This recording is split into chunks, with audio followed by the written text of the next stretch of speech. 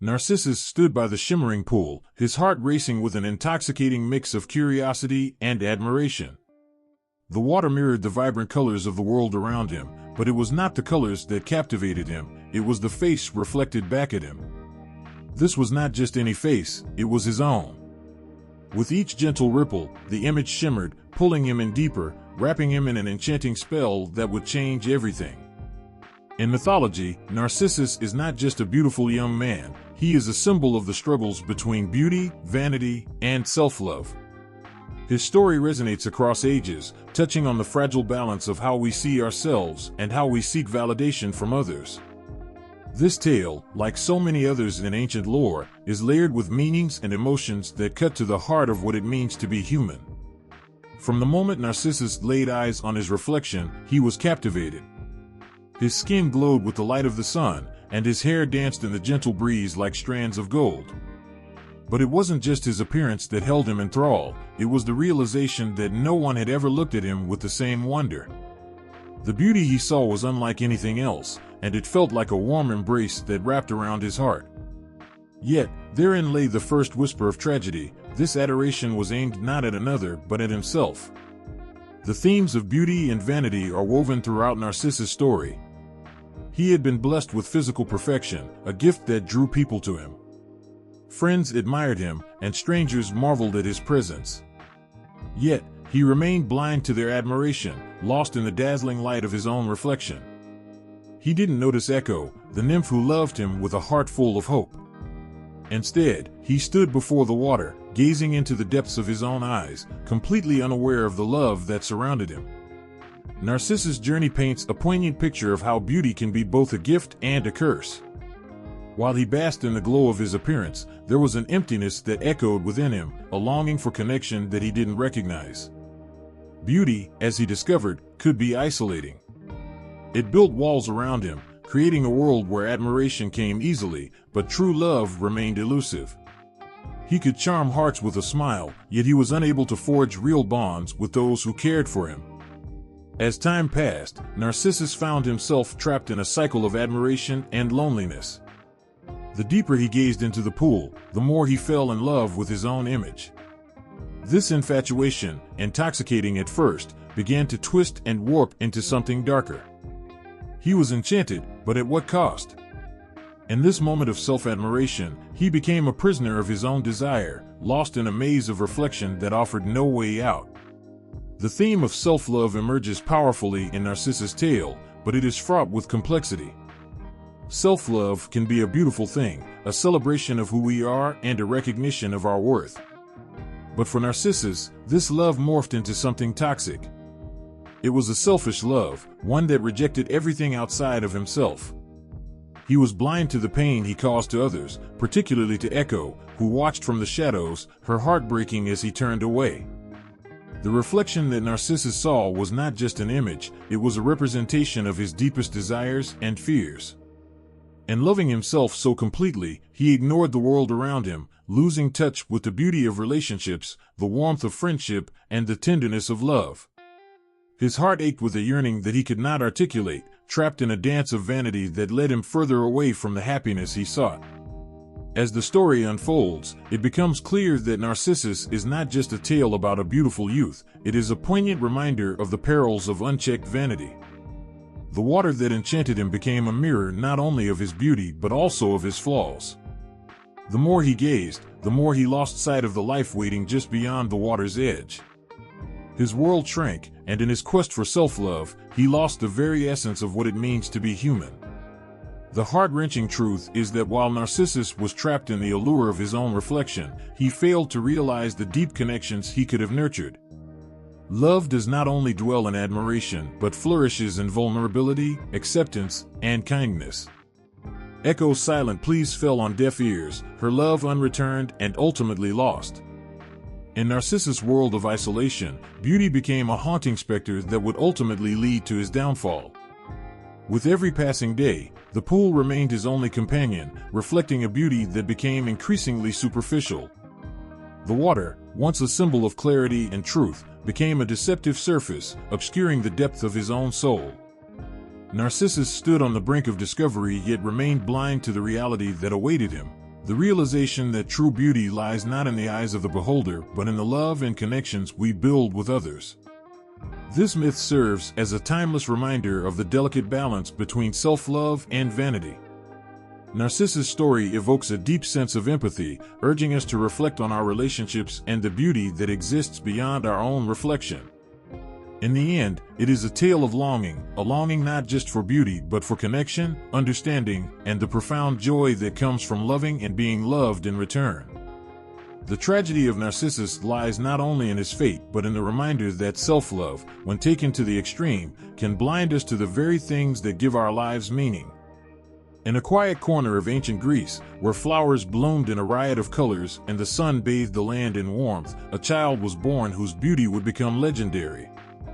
Narcissus emerged into the world, a tiny infant with the promise of radiance that would shine brighter than any star.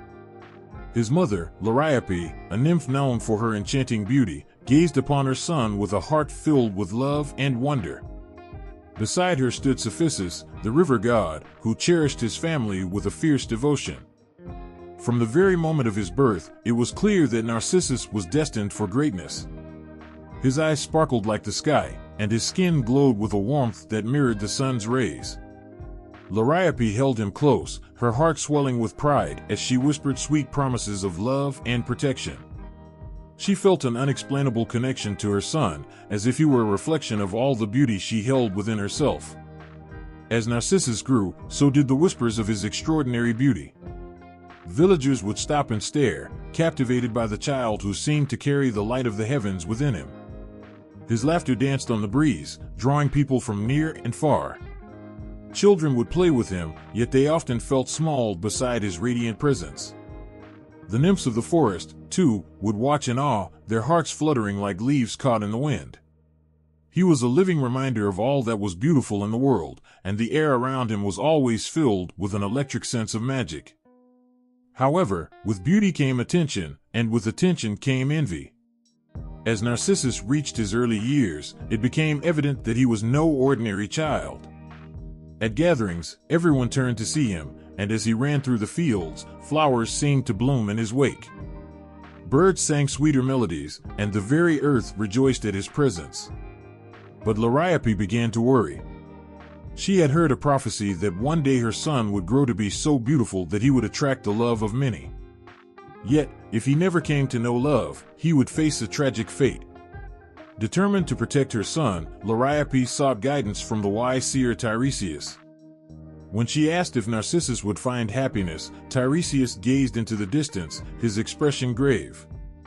"If he knows himself, he will live a long and fulfilling life," he warned. "But if he remains unaware of his beauty, he will lose everything." Liriope returned home, troubled but determined to shield her son from the dangers of vanity. As the years passed, Narcissus grew more beautiful with each season. His golden hair flowed like sunlight, and his smile was like a burst of joy in the hearts of those who beheld it. However, beneath the surface, a fragile thread connected his existence to the hearts of those around him. Liriope nurtured him with love and care, but she also kept him sheltered, afraid that the world outside might taint his spirit. He played in the meadows, chased butterflies, and listened to the sweet songs of the nymphs who admired him from afar. The laughter of children surrounded him, but as he grew, he felt a subtle distance between himself and those who adored him. In the depths of his heart, Narcissus yearned for something more than the admiration of others. He craved connection, a bond that transcended beauty. But as he looked around, he saw faces filled with envy and longing. Though his friends surrounded him, he sensed a quiet loneliness that lingered in the corners of his soul. The more beautiful he became, the more distant he felt from those who loved him. Everywhere he went, the world seemed to revolve around him, yet he remained an enigma, a puzzle no one could quite solve. He often wandered through the woods, seeking solace among the ancient trees. In those moments, he felt a sense of freedom, a brief escape from the weight of his own beauty. The whispers of the wind seemed to call to him, yet he was unsure of where they led. His mother, Liriope, watched him closely, her heart aching at the shadows that danced in his eyes. She wanted him to feel cherished for more than just his looks, but she also knew the world was harsh and unforgiving. She nurtured him, telling stories of bravery and love, teaching him the value of kindness and humility. Still, each lesson seemed to drift away like petals on a breeze, overshadowed by the intoxicating allure of his own reflection. One fateful day, as Narcissus wandered near the riverbank, he caught a glimpse of himself in the shimmering waters. He paused, entranced by the image before him. It was a moment of awakening, as if the universe itself had conspired to show him the face of perfection. His heart raced, a wild mix of wonder and confusion surging within him. He had never seen himself in such clarity before. The reflection was mesmerizing, a beautiful boy who seemed to embody all that was good in the world. Yet, as he gazed deeper into the water, the thrill of admiration began to twist into something else. He felt a stirring within, a sense of loss, as if he were reaching for something just beyond his grasp. In that moment, the seeds of tragedy began to take root.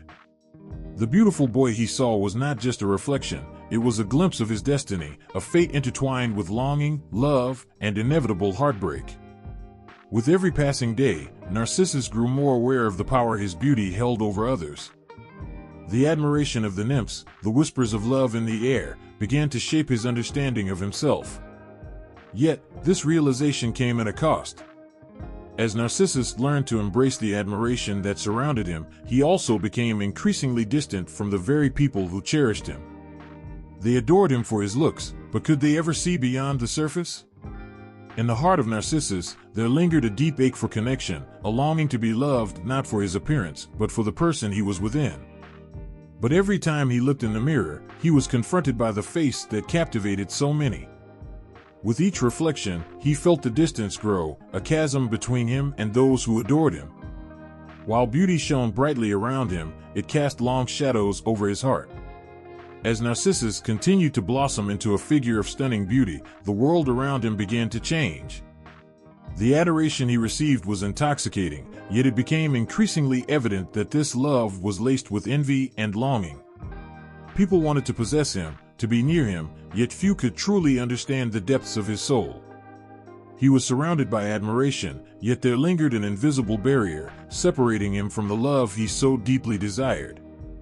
In the vibrant meadows where he played, Narcissus was both a king and a captive. His beauty, once a source of joy, began to feel like a heavy crown, laden with expectations and desires that were never fulfilled.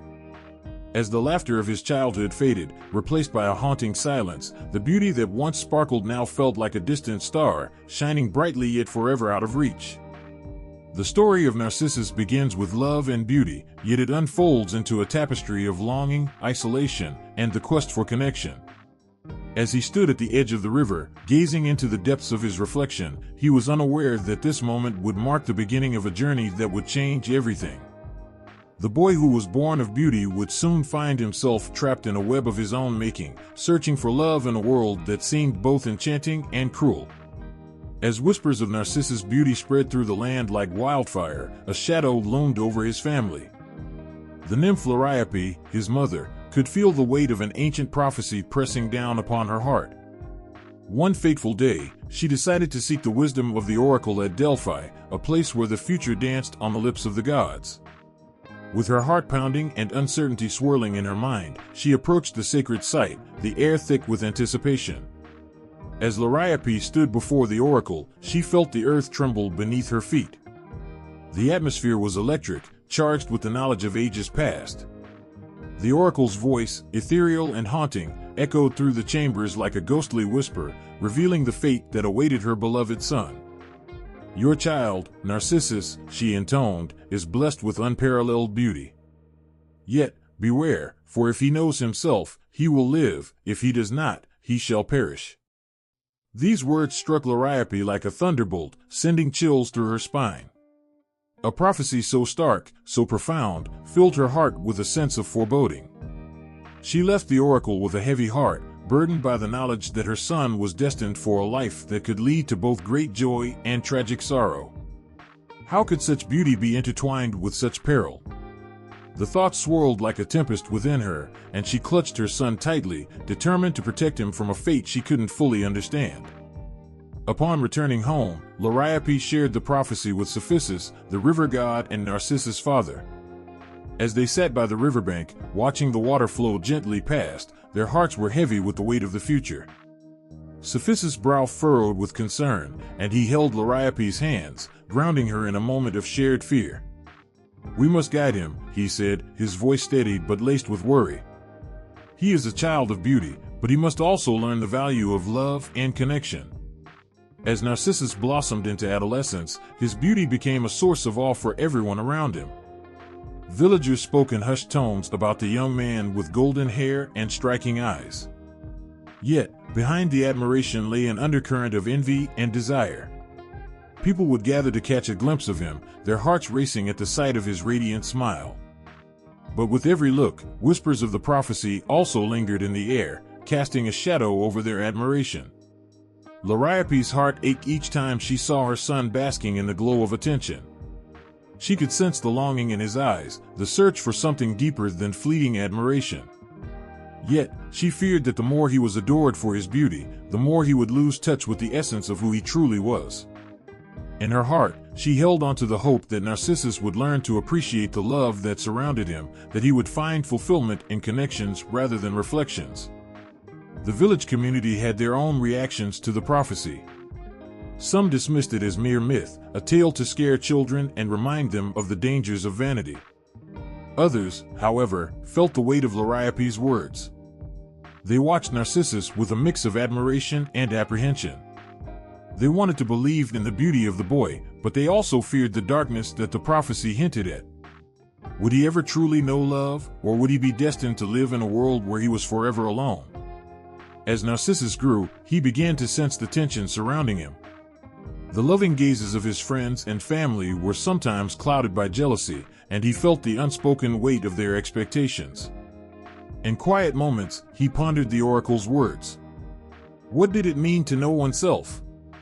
He loved the attention, the laughter, and the admiration, but he also sensed the loneliness that loomed in the background, whispering doubts into his heart. The prophecy hung over him like a storm cloud, shaping his existence in ways he could not yet comprehend. In his youthful innocence, he struggled to grasp the gravity of what lay ahead. The river, a constant companion, mirrored the beauty he saw in himself, but it also reflected the pain of longing for something more. Each time he gazed into the water, he felt a twinge of unease, as if the surface hid truths he was not ready to confront. Days turned into weeks, and as the seasons changed, so did the dynamics of the village. Narcissus continued to blossom, capturing the hearts of those around him. But with that beauty came a burden. The nymphs who adored him spoke of their love, but he remained distant, caught in a web of admiration that only he could see. The deeper he sank into his own reflection, the more isolated he felt. Echo, a lovely nymph who longed for Narcissus' affection, was drawn to him like a moth to a flame. Her heart raced each time he entered the glade, her eyes sparkling with hope. Yet, she too felt the weight of the prophecy pressing down upon her. How could she compete with the allure of Narcissus' own reflection? As she watched him bathe in the admiration of others, her heart ached with longing and despair. She loved him with a passion that burned brightly, but she feared her love would never be enough. The village buzzed with excitement as festivals celebrated Narcissus' beauty. Yet, behind the festivities, Liriope felt a growing sense of dread. Each cheer and each smile masked the truth that lay ahead. She knew that while the world adored her son, it could just as easily turn against him if he failed to embrace the essence of true love. The prophecy whispered in the corners of her mind, urging her to take action, to protect him from the very thing that made him so desirable. In the quiet moments when Narcissus was alone, he felt the ache of uncertainty growing within him. He was trapped between the love he yearned for and the admiration he could not escape. The reflection in the water was a constant reminder of both beauty and emptiness, pulling him in different directions. He wanted to be loved, but how could he connect with those who adored him if he couldn't understand himself? As the community continued to celebrate his beauty, the prophecy lingered like a dark cloud on the horizon. Liriope and Cephissus exchanged worried glances, understanding that their son was walking a dangerous path. They hoped their guidance would help him navigate the challenges ahead, but they were also aware that the journey to self-discovery could be fraught with peril. The fate of Narcissus was not just a story of beauty, but also a story of love, loss, and the haunting reality of being caught between two worlds. As Narcissus stood on the brink of adolescence, the echoes of the prophecy swirled around him. Would he be able to embrace the love that surrounded him, or would he be doomed to live a life of isolation? The villagers watched with bated breath, their hearts intertwined with his fate. The beautiful boy was no longer just a child, he was becoming a symbol of hope and fear, beauty and despair. With every passing day, the weight of the prophecy grew heavier, and the future of Narcissus hung in the balance, teetering between the joy of love and the peril of self-discovery. In the heart of ancient Greece, there lay a forest that seemed to breathe life into every living thing. It was a magical place, alive with color, sounds, and the sweet fragrance of blooming flowers. This was the enchanted forest where Narcissus spent his childhood, a world filled with beauty that mirrored his own. Tall trees stretched toward the sky, their leaves whispering secrets to the wind. Sunlight filtered through the branches, casting golden patches on the soft, green grass below. It was here that nature flourished, creating a perfect sanctuary for the young boy. As Narcissus wandered through the woods, he felt a profound connection to the beauty around him. Wildflowers dotted the landscape like jewels scattered across a vast, green carpet.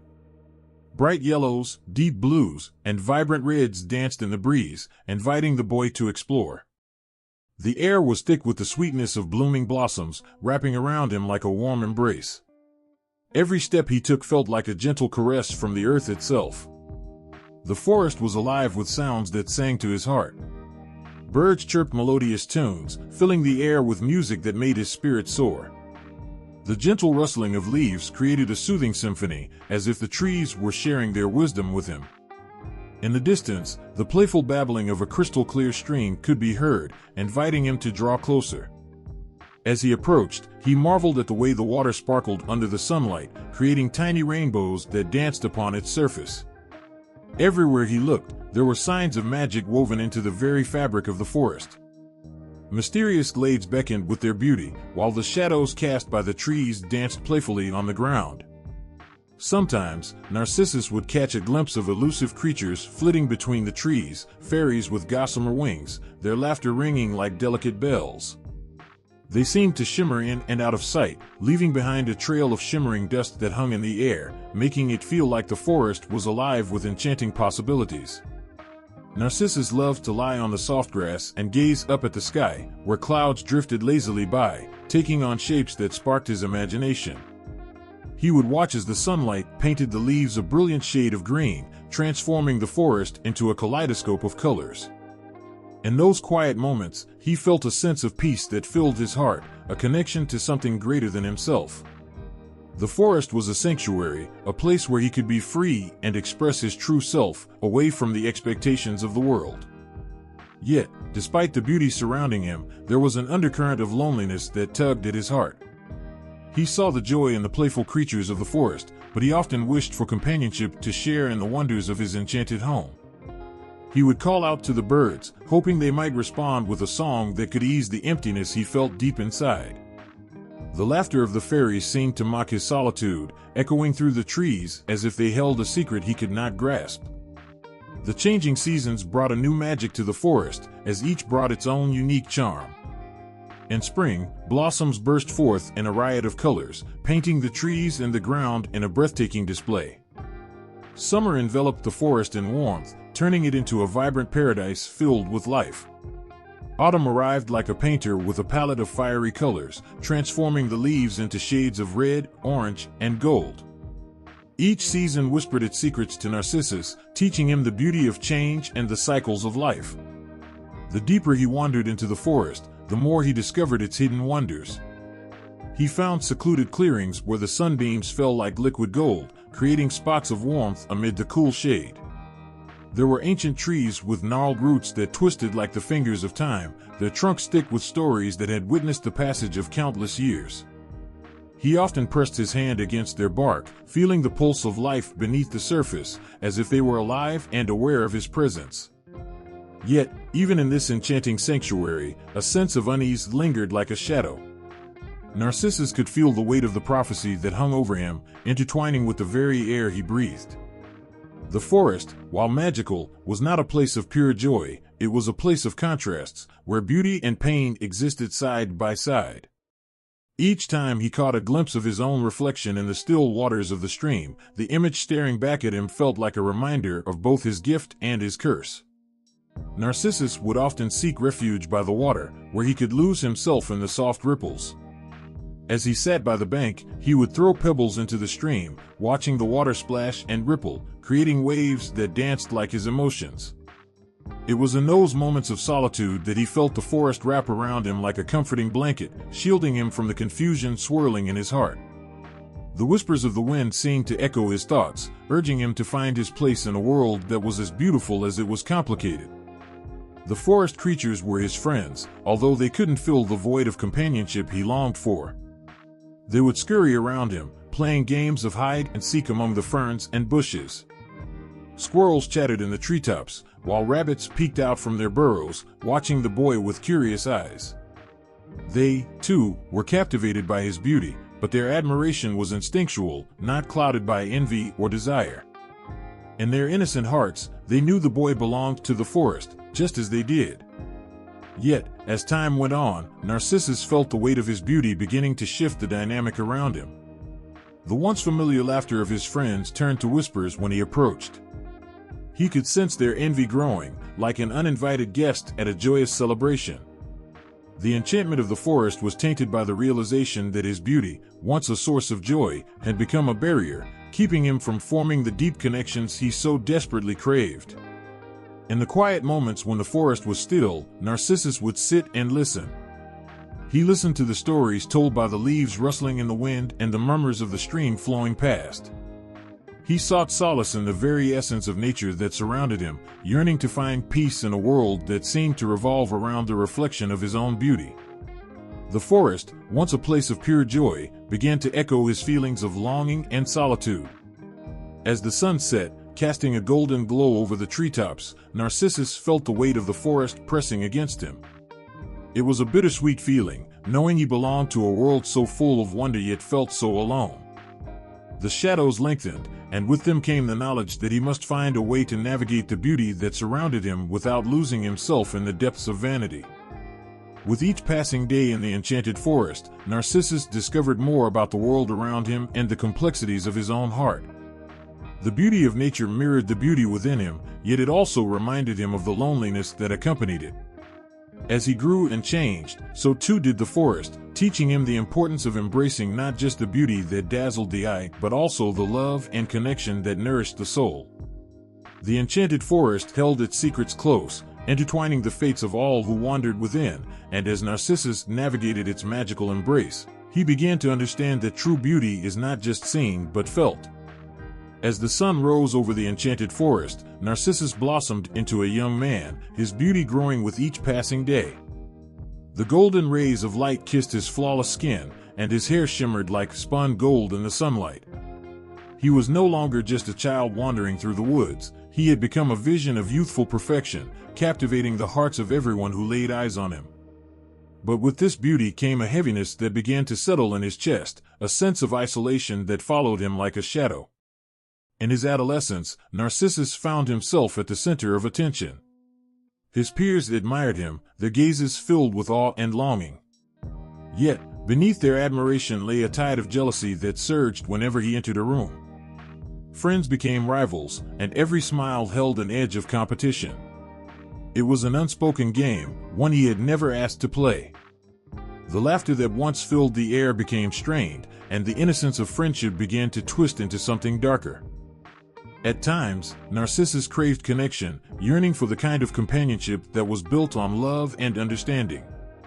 He sought the warmth of friendship, but every interaction was marred by the awareness of his beauty. His friends would call his name, but their voices often held a hint of bitterness. Narcissus, the golden boy, they would tease, their words carrying a weight he could not escape.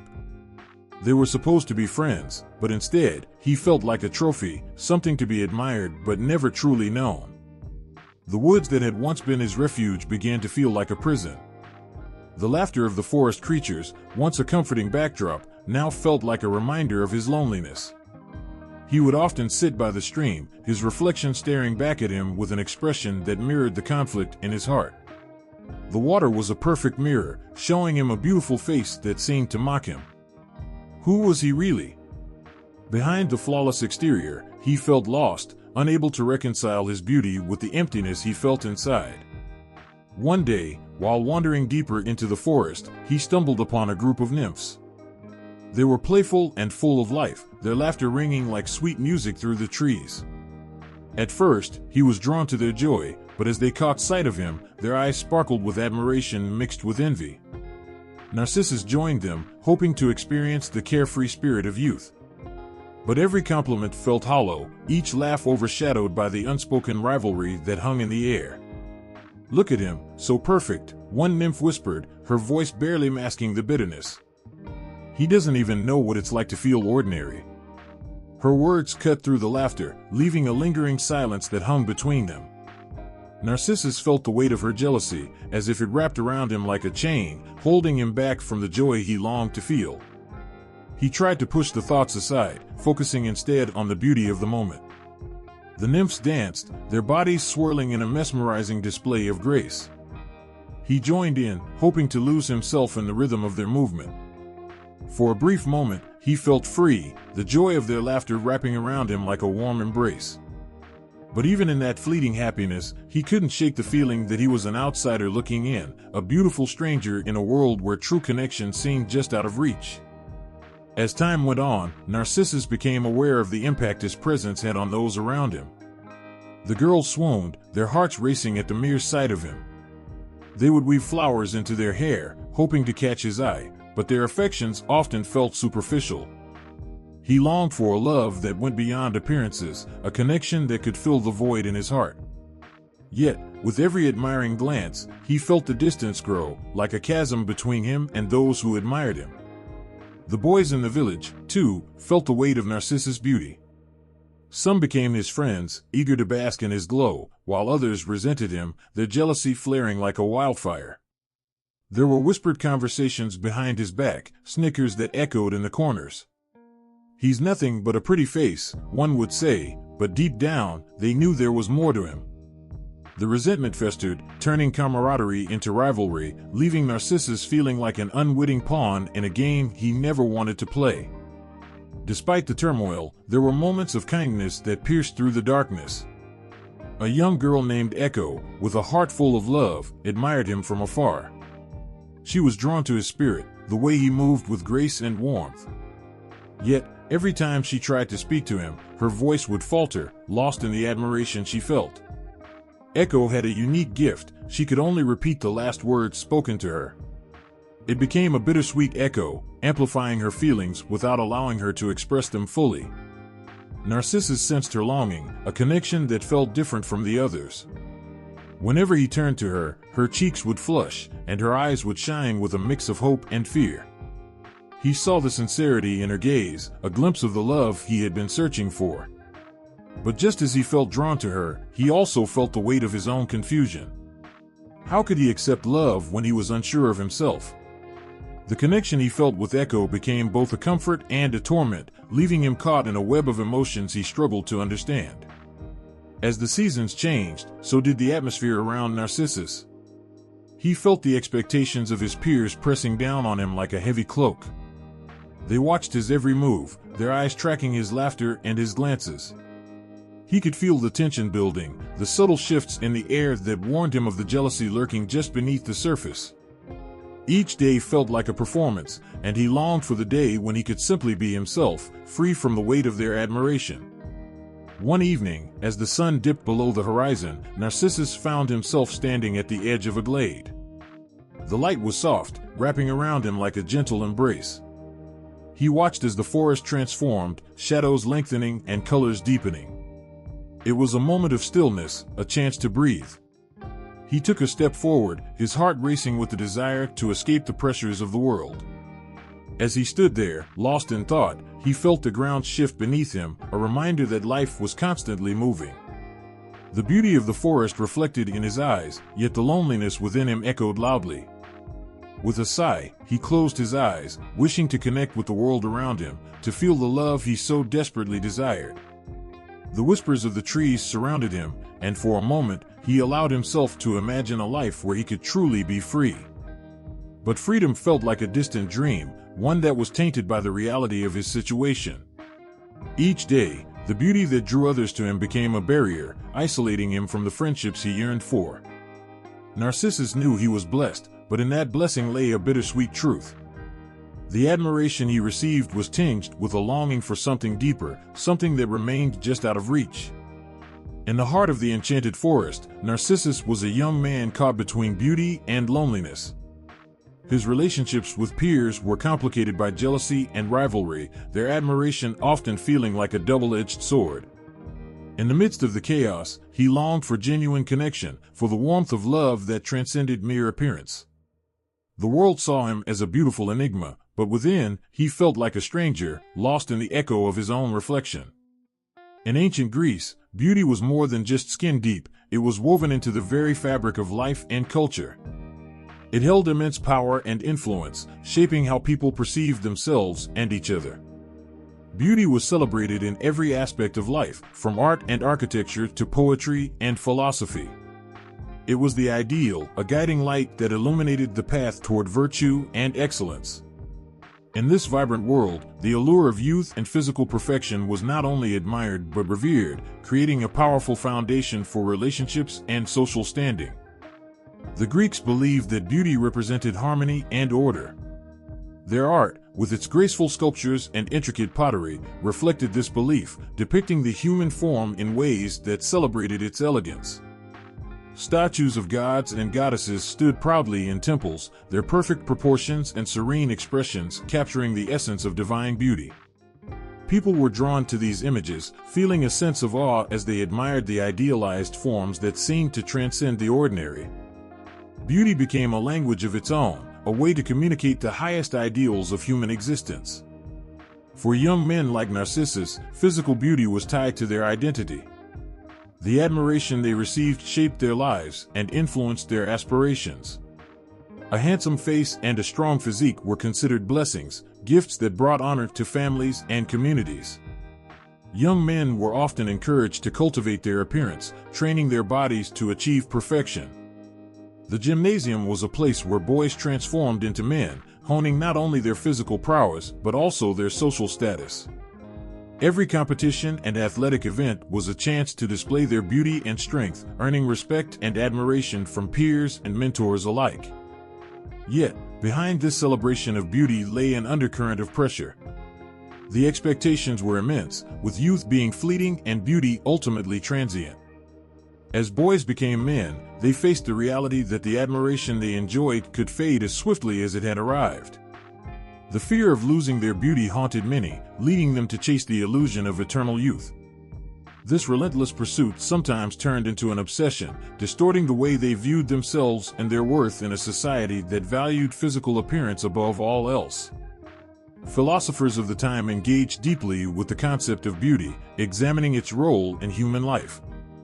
They believed that true beauty extended beyond the physical realm and was intertwined with moral goodness and intellectual virtue. Plato, for instance, saw beauty as a reflection of the divine, an expression of truth that could lead the soul toward enlightenment. He suggested that when one appreciated beauty, it sparked a yearning for something greater, an understanding of higher ideals and truths.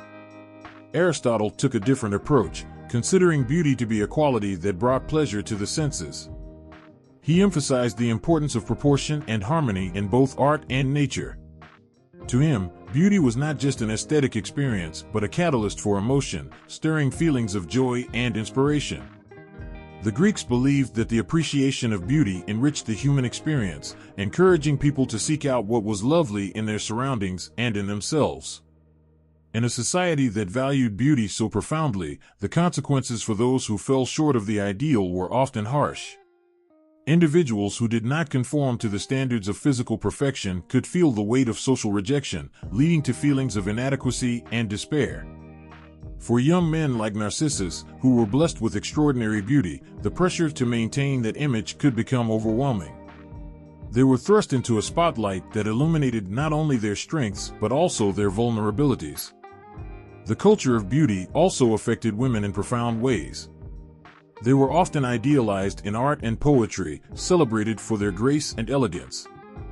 Yet, this celebration came with its own set of expectations. Women were taught that their worth was intricately linked to their appearance, leaving them to navigate a landscape where beauty could elevate them or condemn them to obscurity. Young women, like their male counterparts, felt the pull of societal standards, striving to embody the idealized forms depicted in art and literature. As Narcissus grew into young adulthood, he became increasingly aware of the impact his beauty had on those around him. His reflection, a symbol of everything society cherished, also became a source of turmoil. He was constantly surrounded by admiration, but this attention often felt superficial. The more people praised him, the more he questioned the authenticity of their feelings. Were they captivated by him or by the image he presented? This dilemma left him feeling more isolated than ever, trapped in a world that celebrated his beauty while simultaneously denying him true connection. The interplay between beauty and youth created a paradox that resonated deeply with the people of ancient Greece. While beauty could open doors and elevate status, it also bred envy and competition. The desire to be admired often eclipsed the need for genuine relationships, leaving many feeling empty despite the accolades. In this vibrant yet tumultuous cultural landscape, individuals like Narcissus faced a profound struggle, a battle between the desire for love and acceptance and the crushing weight of their own beauty. As the seasons changed, so too did the perceptions of beauty within the society. The youth who once basked in the glow of admiration began to sense a shift. With each passing year, the ideal of beauty transformed, influenced by changing tastes and emerging philosophies. What was once celebrated might soon fade into obscurity, leaving those who relied on their looks feeling vulnerable and lost. Narcissus embodied this struggle. With every glance in the mirror, he was reminded of the societal expectations placed upon him, yet he yearned for something more meaningful. He wanted to be seen for who he truly was, not merely as a reflection of the ideal. The pressure to maintain his beauty weighed heavily on him, forcing him to confront the harsh reality that physical perfection could never fill the void in his heart. As he navigated the complexities of beauty in ancient Greece, Narcissus discovered that true worth extended far beyond appearances. The philosopher's teachings echoed in his mind, challenging him to seek deeper connections and to understand the nature of love and desire. The lessons of beauty, morality, and virtue intertwined, creating a rich tapestry that shaped the world around him. In a culture that idolized beauty, Narcissus stood at a crossroads. He was both a product of his environment and a seeker of deeper truths. The importance of beauty in ancient Greece provided a backdrop for his journey, a landscape filled with both inspiration and conflict. As he grappled with the expectations of society, he began to understand that the quest for genuine connection and self-acceptance was the true path to fulfillment, a lesson that would guide him through the labyrinth of love and longing. In a hidden corner of the lush forest, there lived a nymph named Echo, a spirit of the woods, her laughter as bright as the sun filtering through the trees. Echo was known for her joyful voice, a sound that danced through the air like the sweetest melody. She was a creature of nature, adored by the woodland animals and cherished by the flowers that bloomed in her presence. Yet, beneath her vibrant exterior lay a heart burdened by a profound loneliness, for Echo had been cursed. Long ago, Echo had been a beautiful nymph, favored by the goddess Hera for her enchanting voice and playful spirit. She spent her days flitting among the trees, sharing stories with the other woodland creatures and delighting in the beauty of her surroundings.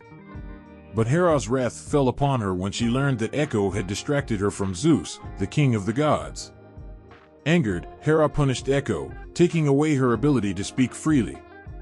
From that moment on, she could only repeat the last words spoken to her, a cruel twist that left her feeling trapped in a world where her voice was no longer her own.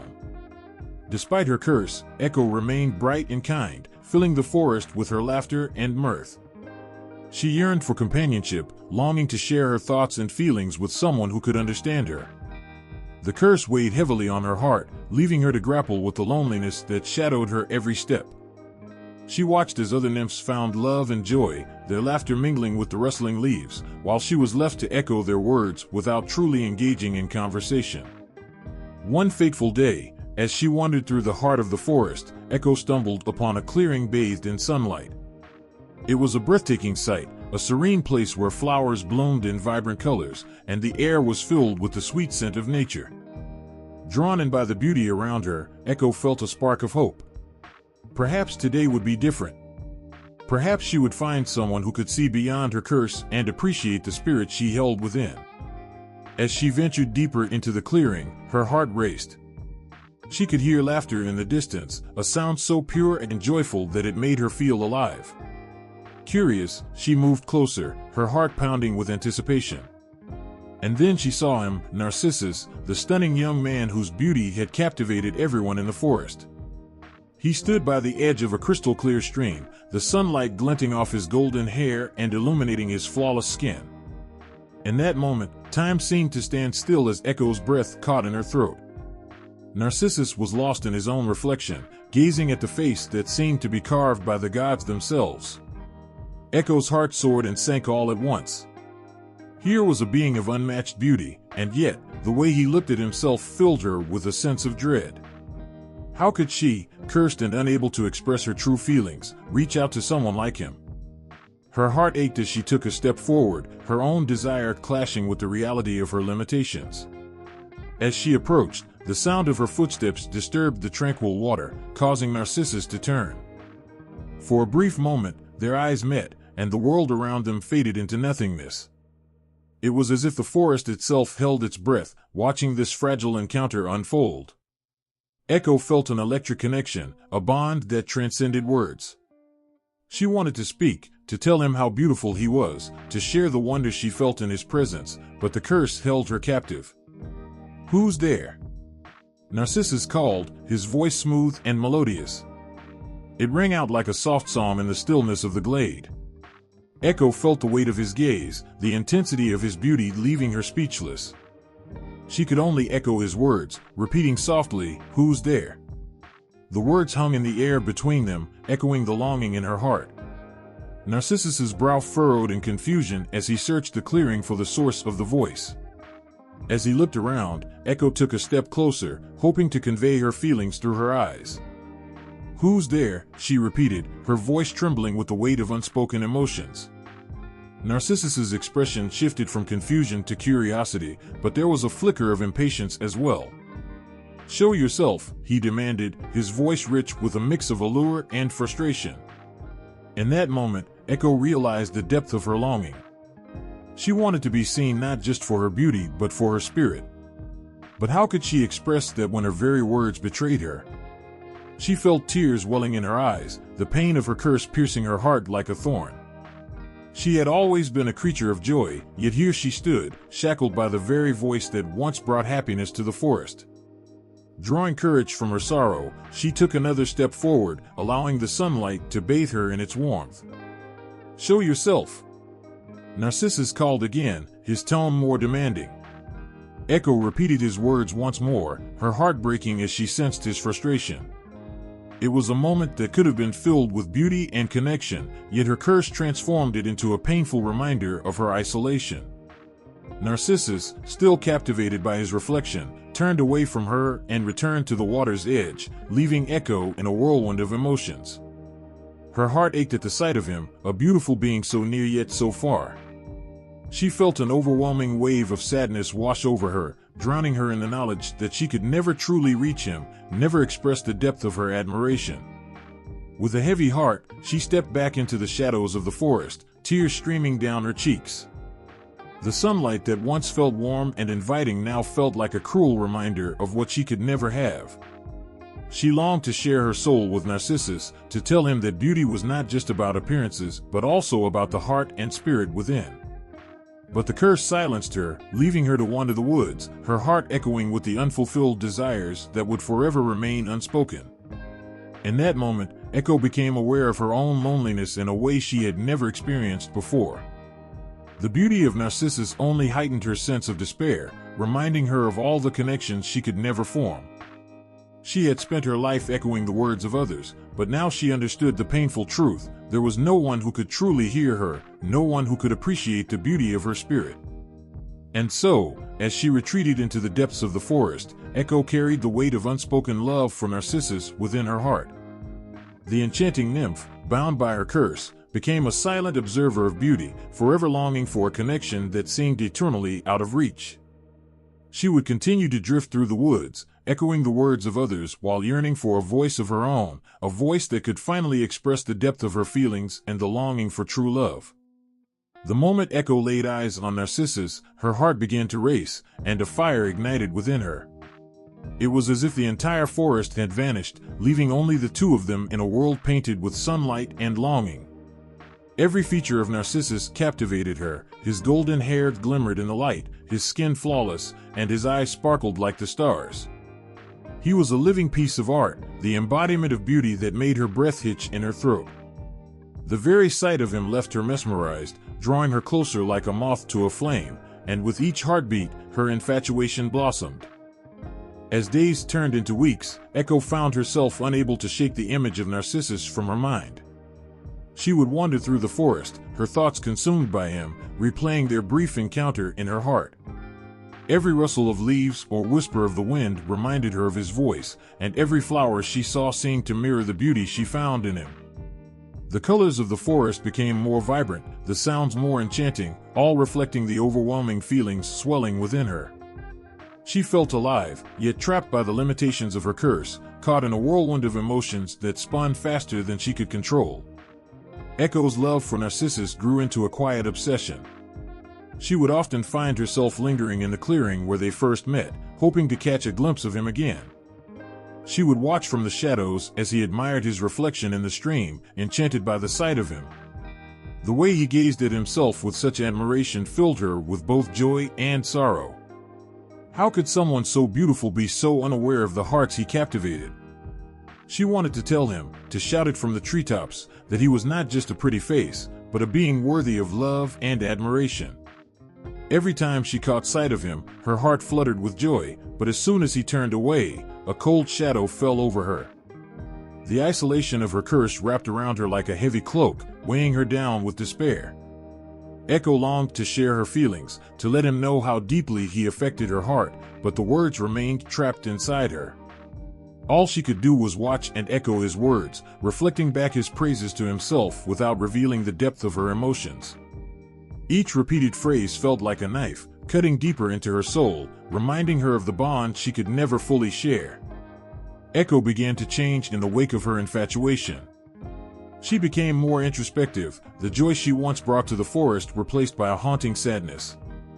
She would sing softly to herself, crafting melodies that expressed her longing and heartache, hoping that somehow, the music would reach Narcissus and draw him to her. Each note was filled with emotion, a silent plea for him to notice her beyond the beauty he admired in the stream. She poured her soul into every song, weaving tales of love and loss, of hope and despair, hoping that one day he would hear her true voice, not just the echoes of his own words. As she wandered through the woods, the whispers of her heart began to take shape in her dreams. Echo imagined a life with Narcissus, where they would walk hand in hand through the blooming flowers and dance beneath the stars. In her dreams, she was free from her curse, able to speak her feelings without restraint. She dreamed of sharing laughter, of finding solace in each other's presence, and of love that transcended the boundaries that kept them apart.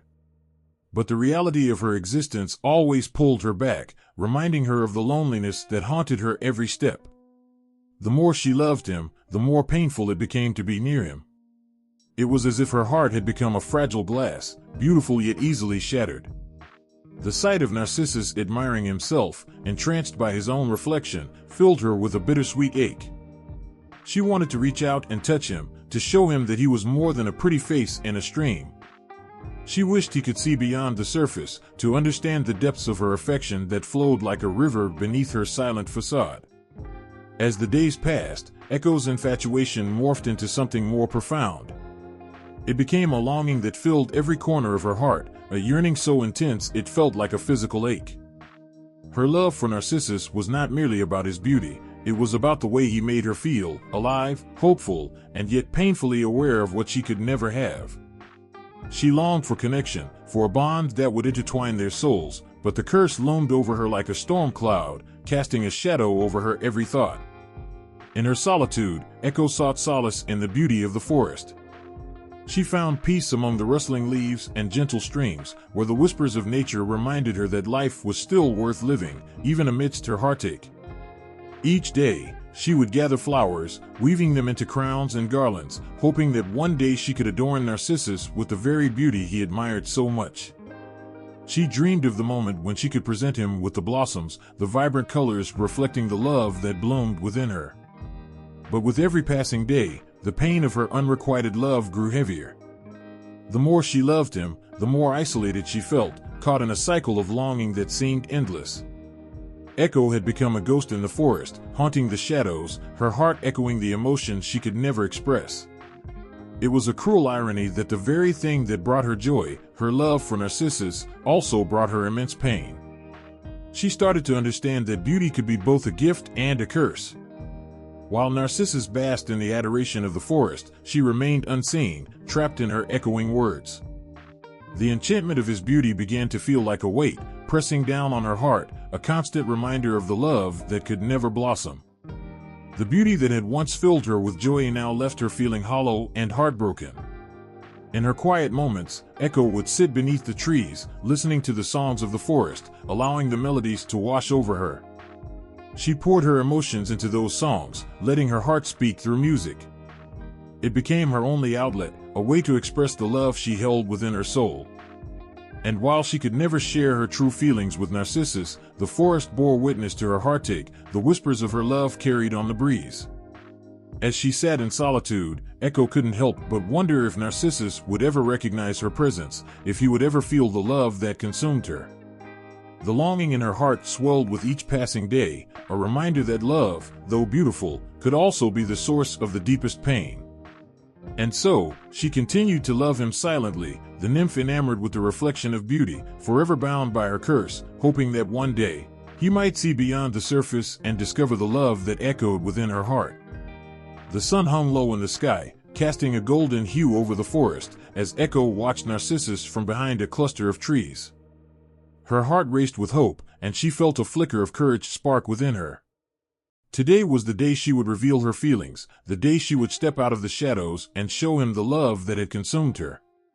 But as she caught a glimpse of him, admiring his own reflection in the sparkling water, the hope in her heart began to wither like a fragile flower under the scorching sun.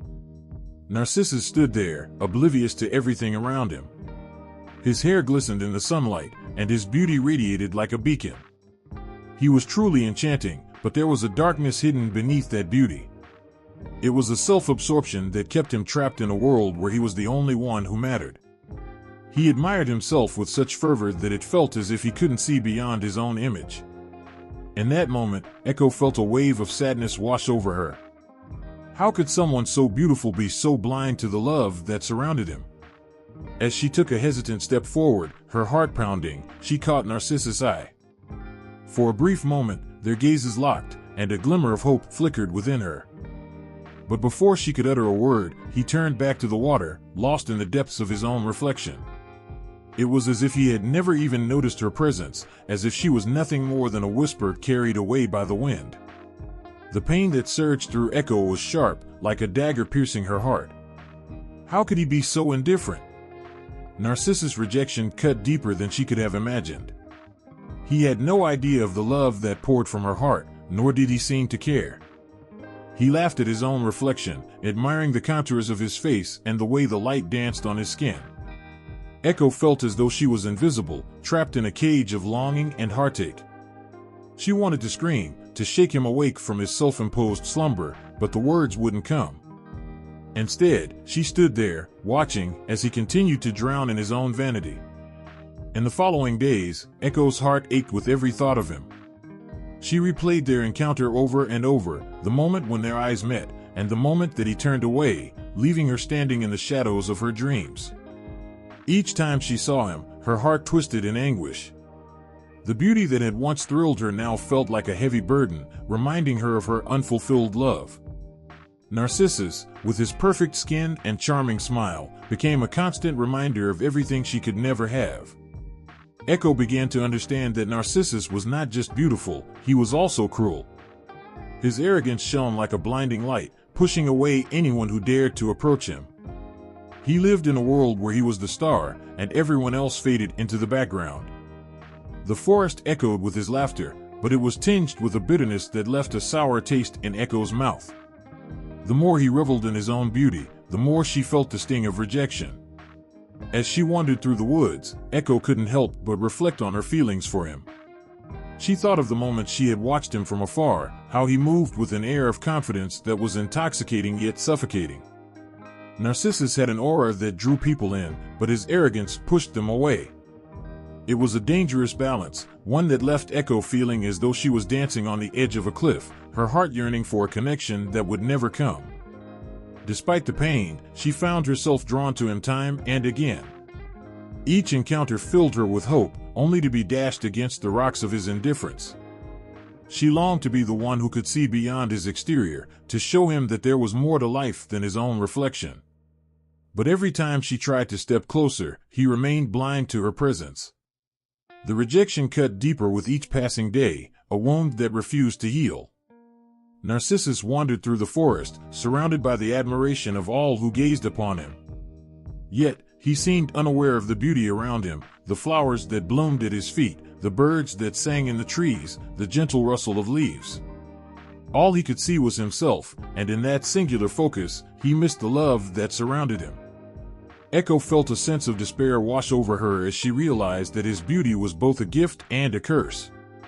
It isolated him in a world of his own, where he could never truly connect with anyone. Echo spent her days longing for a chance to speak her truth, to tell Narcissus how she felt. But the words always caught in her throat, tangled with fear and heartache. Every time she tried to approach him, she felt the weight of her own inadequacy. How could she, a nymph cursed to echo the words of others, compete with the beauty that Narcissus cherished so deeply? The thought of revealing her heart felt like an insurmountable mountain, one she could never hope to climb. As she listened to the whispers of the forest, Echo understood that she was not the only one affected by Narcissus' indifference. Others had tried to win his heart, only to be met with the same rejection. They too had watched from the shadows, their love for him swallowed by his arrogance. The more she learned about those who had fallen for Narcissus, the more she felt the ache of her own heart. Each story was a reflection of her own pain, a reminder of the love that could never bloom.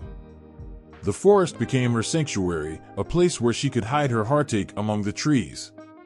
She would sit beneath the branches, listening to the wind and pouring her emotions into the melodies of her songs.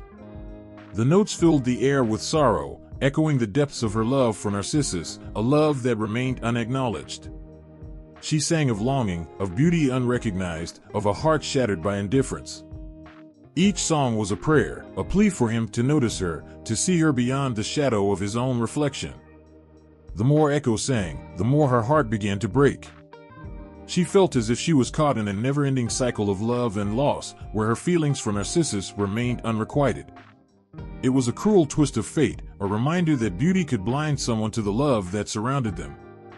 Narcissus remained lost in his own world, and Echo, trapped in hers, longed for a connection that would never come.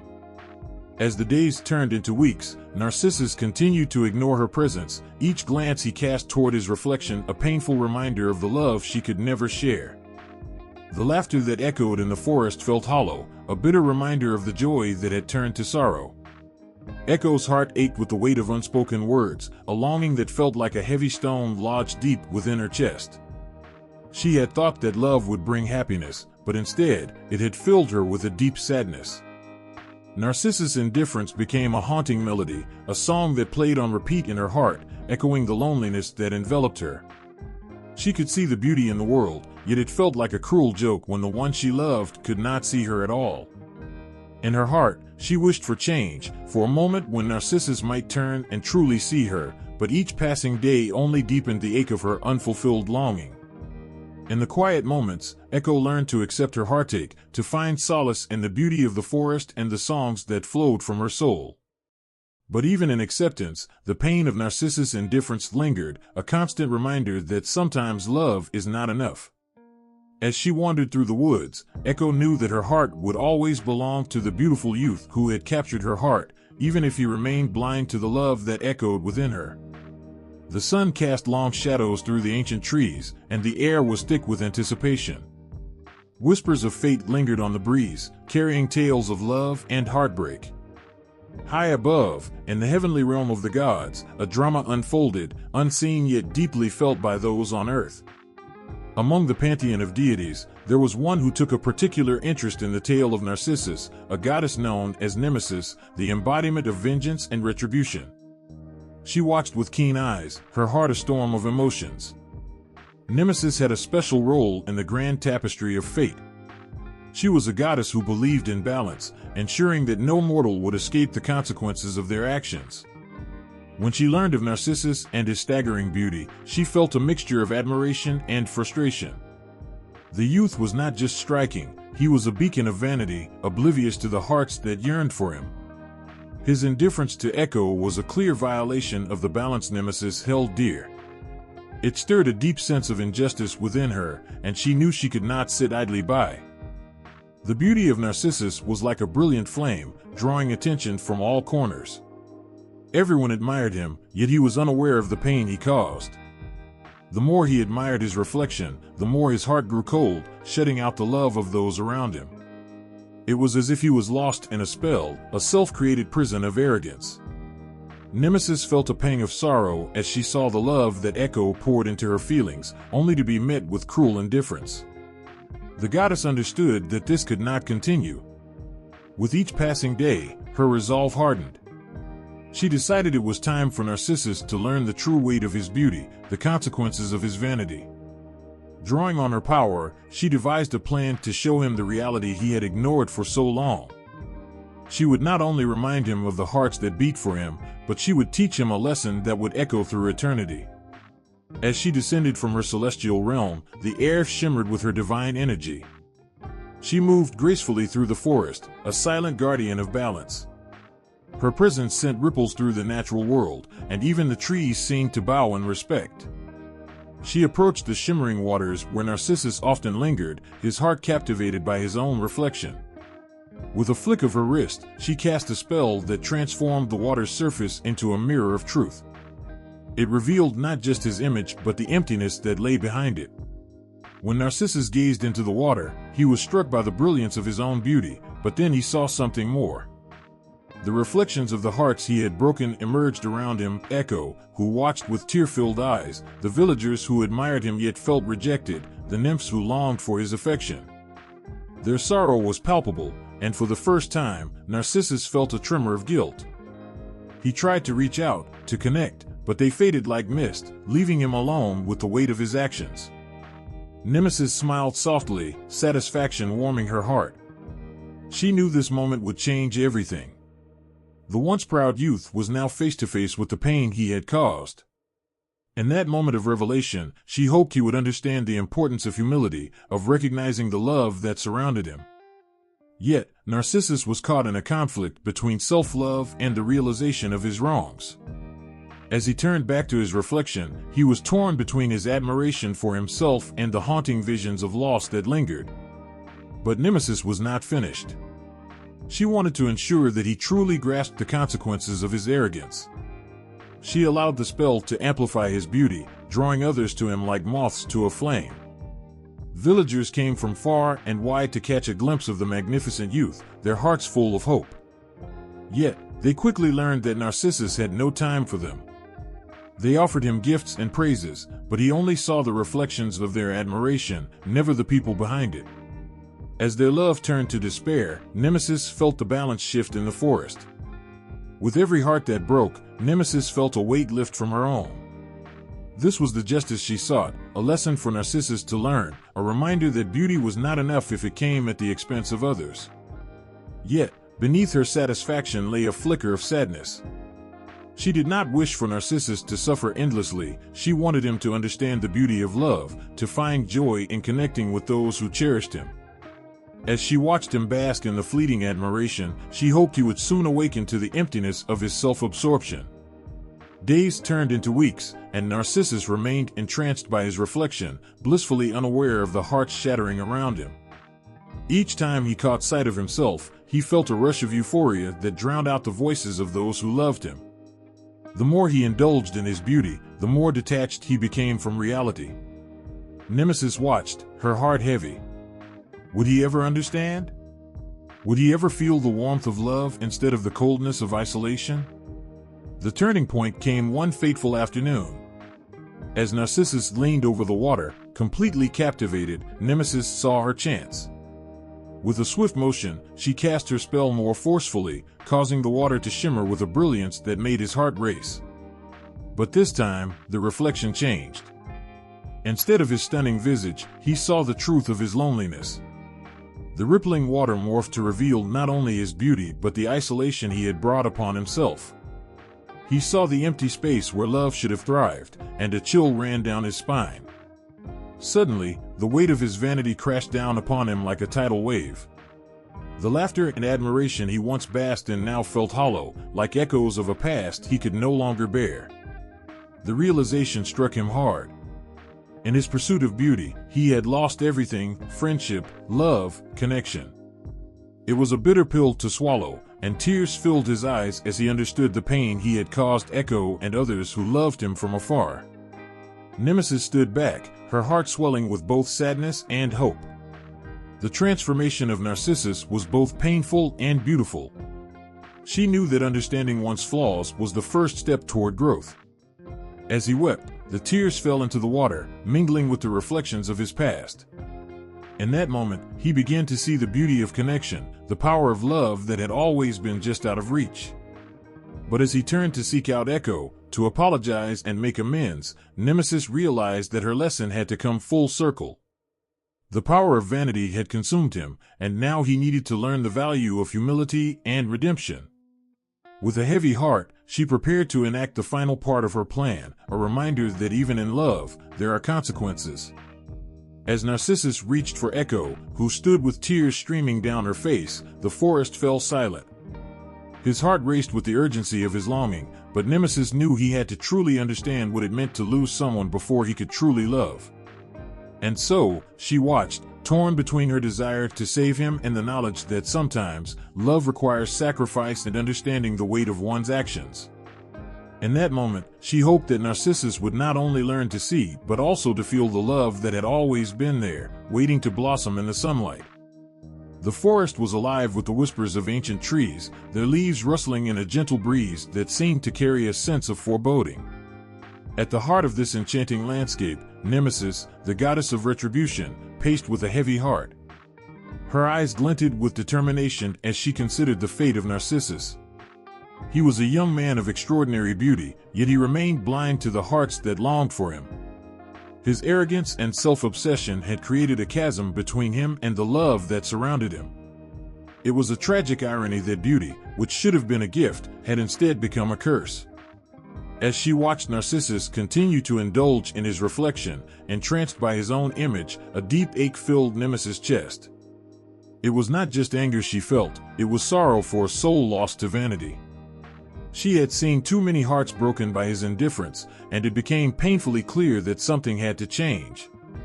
The balance of love and beauty had been disrupted, and as the guardian of this balance, she could not stand by any longer. Her heart whispered a call for justice, and with that call came the resolve to act. With each passing moment, the idea of punishment took root in her mind. It wouldn't be a punishment born of cruelty, but rather a necessary lesson. She envisioned a punishment that would strip Narcissus of his false sense of self-worth, forcing him to confront the emptiness he had created through his neglect. It was time to weave a tale of transformation, one that would echo through the ages and remind others of the importance of love and humility. As the sun dipped below the horizon, casting a golden hue over the forest, Nemesis summoned her powers. She felt the energy of the earth flow through her, the vibrations of nature urging her on. The ancient trees seemed to bow in reverence as she gathered the elements to create a magical pool, one that would serve as both a reflection and a prison for Narcissus's vanity. The water would be a mirror of truth, revealing not just beauty but the consequences of one's actions. She began to craft the enchanted pool with delicate hands, whispering ancient incantations as she wove her spell.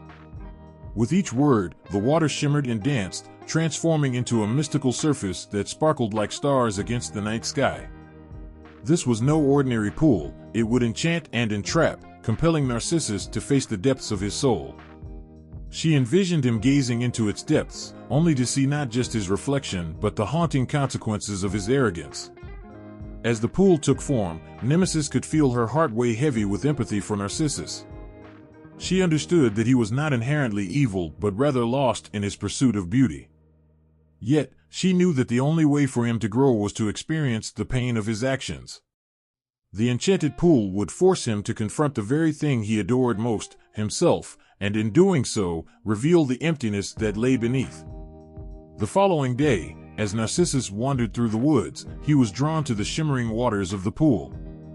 The air crackled with energy as he approached, curiosity piquing his interest. As he knelt beside the pool, he marveled at the way the sunlight danced on the surface. The reflection that greeted him was mesmerizing, and for a moment, he felt a thrill of excitement. This was his sanctuary, a place where he could lose himself in the beauty he cherished. But as he leaned closer, the water began to ripple, shifting from a mere reflection to something deeper and more profound. Narcissus gazed into the enchanted pool, and for the first time, he saw more than his flawless features. The magic of Nemesis enveloped him, pulling him into a vision he could never have anticipated. The faces of those he had rejected swirled around him, their expressions a mix of longing and heartbreak. Echo's beautiful face appeared, her eyes shimmering with tears, her heart full of love that had been met with silence. The weight of their pain crashed over him like a tidal wave, and his heart began to ache. He tried to look away, but the magic of the pool held him fast, forcing him to confront the impact of his choices. It was as if the very essence of his beauty turned against him, revealing the darkness hidden behind his self-absorption. As he struggled to escape the sorrowful reflections, Nemesis stood nearby, watching with both compassion and resolve. She had given him this chance to reflect, to feel, and to understand the depths of his own heart. The enchanted pool became a powerful mirror, not just of his outward appearance, but of his very soul. The more he fought against the truth, the more vivid the pain became. He saw not only his own face, but the joy he had stolen from others. Each moment spent adoring his reflection was a moment that robbed Echo and the others of the love they deserved. The goddess hoped this experience would pierce through the fog of vanity that clouded his heart. Narcissus's indifference was being stripped away, layer by layer, revealing the raw emotions that had lain dormant within him.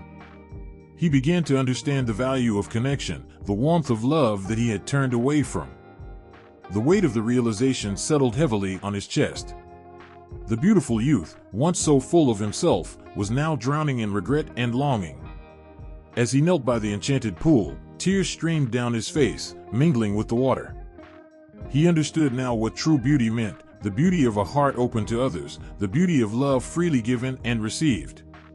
In that moment of vulnerability, Narcissus realized that he could not return to the person he once was. The spell of vanity had to be broken, and in its place, a new understanding had to blossom. Nemesis watched with a heavy heart, torn between the necessity of her punishment and the hope that it would lead to redemption. She understood that true beauty came from within, and that beauty would only shine through when Narcissus learned to embrace not just his own reflection, but the love and connections that surrounded him. As she looked upon him, she felt a flicker of hope ignite. The enchanted pool would not just be his punishment, it would also be a vessel for his transformation. In that moment, as Narcissus confronted the depth of his own beauty and the pain he had caused, Nemesis felt a bittersweet satisfaction. The balance of love and beauty was slowly being restored, and she hoped that from the ashes of vanity, a new Narcissus would emerge, one who could appreciate the world around him, one who could see beyond himself. In the heart of the enchanted forest, the stage was set for a new beginning, where lessons of love and humility awaited, ready to unfold as the echoes of the past resonated through the air. The sun hung low in the sky, casting a warm golden light that danced across the forest floor. Narcissus wandered, his steps light and carefree, unaware of the magic awaiting him just ahead. As he strolled, a sense of curiosity tugged at his heart, leading him toward a secluded glade. There, nestled between the ancient trees, he caught sight of a shimmering pool, its surface smooth and inviting. Drawn by an invisible thread, he approached the water, the sound of his footsteps quieting as he neared. The air was thick with anticipation, as if the forest itself held its breath. When he knelt beside the pool and gazed into its depths, time seemed to stand still. What he saw took his breath away. His reflection stared back at him, every detail sharp and mesmerizing. He saw his golden hair cascading like sunlight over his shoulders, framing a face that seemed carved from marble. His skin glowed, radiant and flawless, while his eyes sparkled with an otherworldly brilliance. For a moment, Narcissus was struck silent, his heart pounding like a distant drum. Here was a beauty he had only ever dreamed of, now manifested before him in perfect clarity. Overwhelmed by his own image, he felt a rush of emotions swelling within him. There was pride, blooming like a flower in spring, and a sense of wonder that threatened to consume him. Was it really possible for anyone to be so beautiful? As he steadied himself, admiration turned into infatuation. He leaned closer, his breath hitching as he tried to grasp the magnitude of what he was seeing. This reflection was not just a face, it was a vision of perfection.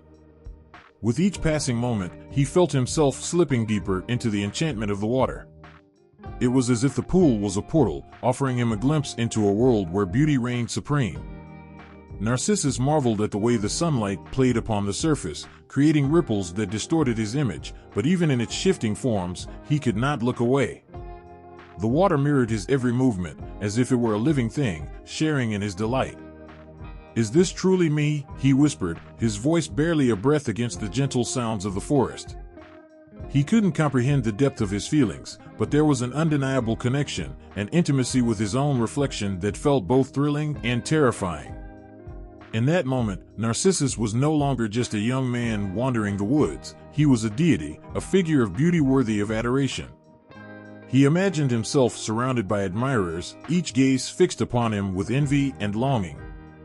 His heart raced at the thought of being the center of attention, a beacon of desire in a world filled with shadows. But beneath the layers of admiration, there was a hint of loneliness creeping in. The more he gazed into the water, the more he realized that this beautiful image was also a prison.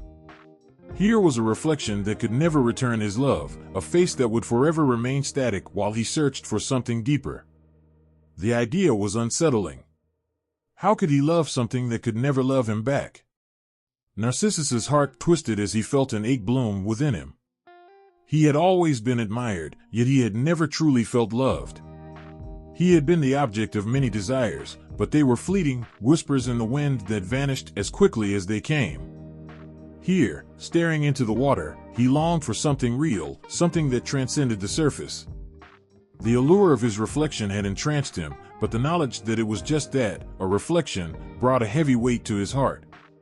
He reached out, fingers brushing against the cool surface, creating ripples that distorted his image. The moment felt sacred, as if he were touching the very essence of beauty. Yet, with every ripple, he felt a pang of sadness. The more he tried to grasp it, the more it slipped away, leaving only the longing behind. It was a cruel trick played by the universe, to grant him such beauty yet leave him so painfully alone. As he stared into the pool, Narcissus felt the boundaries of his world shrink. The vibrant colors of the forest faded into the background, and the only thing that mattered was this moment. He was captivated, ensnared by the spell of his own beauty, unable to turn away. The water became a mirror to his soul, revealing not just the image of a handsome young man, but the heart of someone desperate for connection. With each breath, he inhaled the fragrance of wildflowers that surrounded him, feeling the warmth of the sun on his skin, yet all of it faded in comparison to what he saw before him. Narcissus became lost in thought, pondering the paradox of his existence. Beauty was meant to be celebrated, yet it had left him isolated. Here, in the depths of the enchanted pool, he found both a fascination and a fear, a realization that beauty could both uplift and imprison. As the sun dipped lower, casting a rich golden hue over the forest, the light shimmered on the water's surface, intensifying the pull Narcissus felt. This reflection, this perfect image, had awakened something deep within him, a desire that had always lingered, a yearning for love, acceptance, and understanding. But could he ever truly find that love in something so transient, so fleeting as his own reflection? The forest was alive with the sounds of evening, birds chirping softly, the rustling of leaves, but for Narcissus, it all faded into the background. He was alone in his thoughts, his heart thrumming with a mixture of longing and despair. What good was beauty if it could not be shared? What worth was there in a reflection that offered only an illusion? His thoughts spiraled as he stared into the pool, his eyes locked onto his image. There was a beauty that felt eternal yet ephemeral, and it gnawed at him. How could something so captivating bring about such a haunting realization? He knew he had been blessed with a gift, yet this gift felt like a curse. Narcissus sank deeper into his feelings, unable to escape the powerful grip of his own image. In the stillness of that enchanted glade, Narcissus felt the weight of his own beauty. The moment of reflection would mark the beginning of a new chapter, one filled with both wonder and heartache. As he knelt by the water, entranced by the face that gazed back at him, he understood that he was about to embark on a journey that would forever change the course of his life. As Narcissus knelt beside the shimmering pool, a whirlwind of emotions raged within him. The golden rays of sunlight filtered through the trees, casting a warm glow that mirrored the tumult in his heart. He was mesmerized by his reflection, yet beneath that surface lay a storm. The very moment he had looked into the water and seen his image staring back was both enchanting and devastating. With every heartbeat, he felt the pull of an intense desire, a desire not just for beauty, but for love. This love, however, was directed inward, wrapped in the arms of self-admiration. As he gazed into the pool, he began to understand the depth of his emotions. He was not just captivated, he was utterly consumed.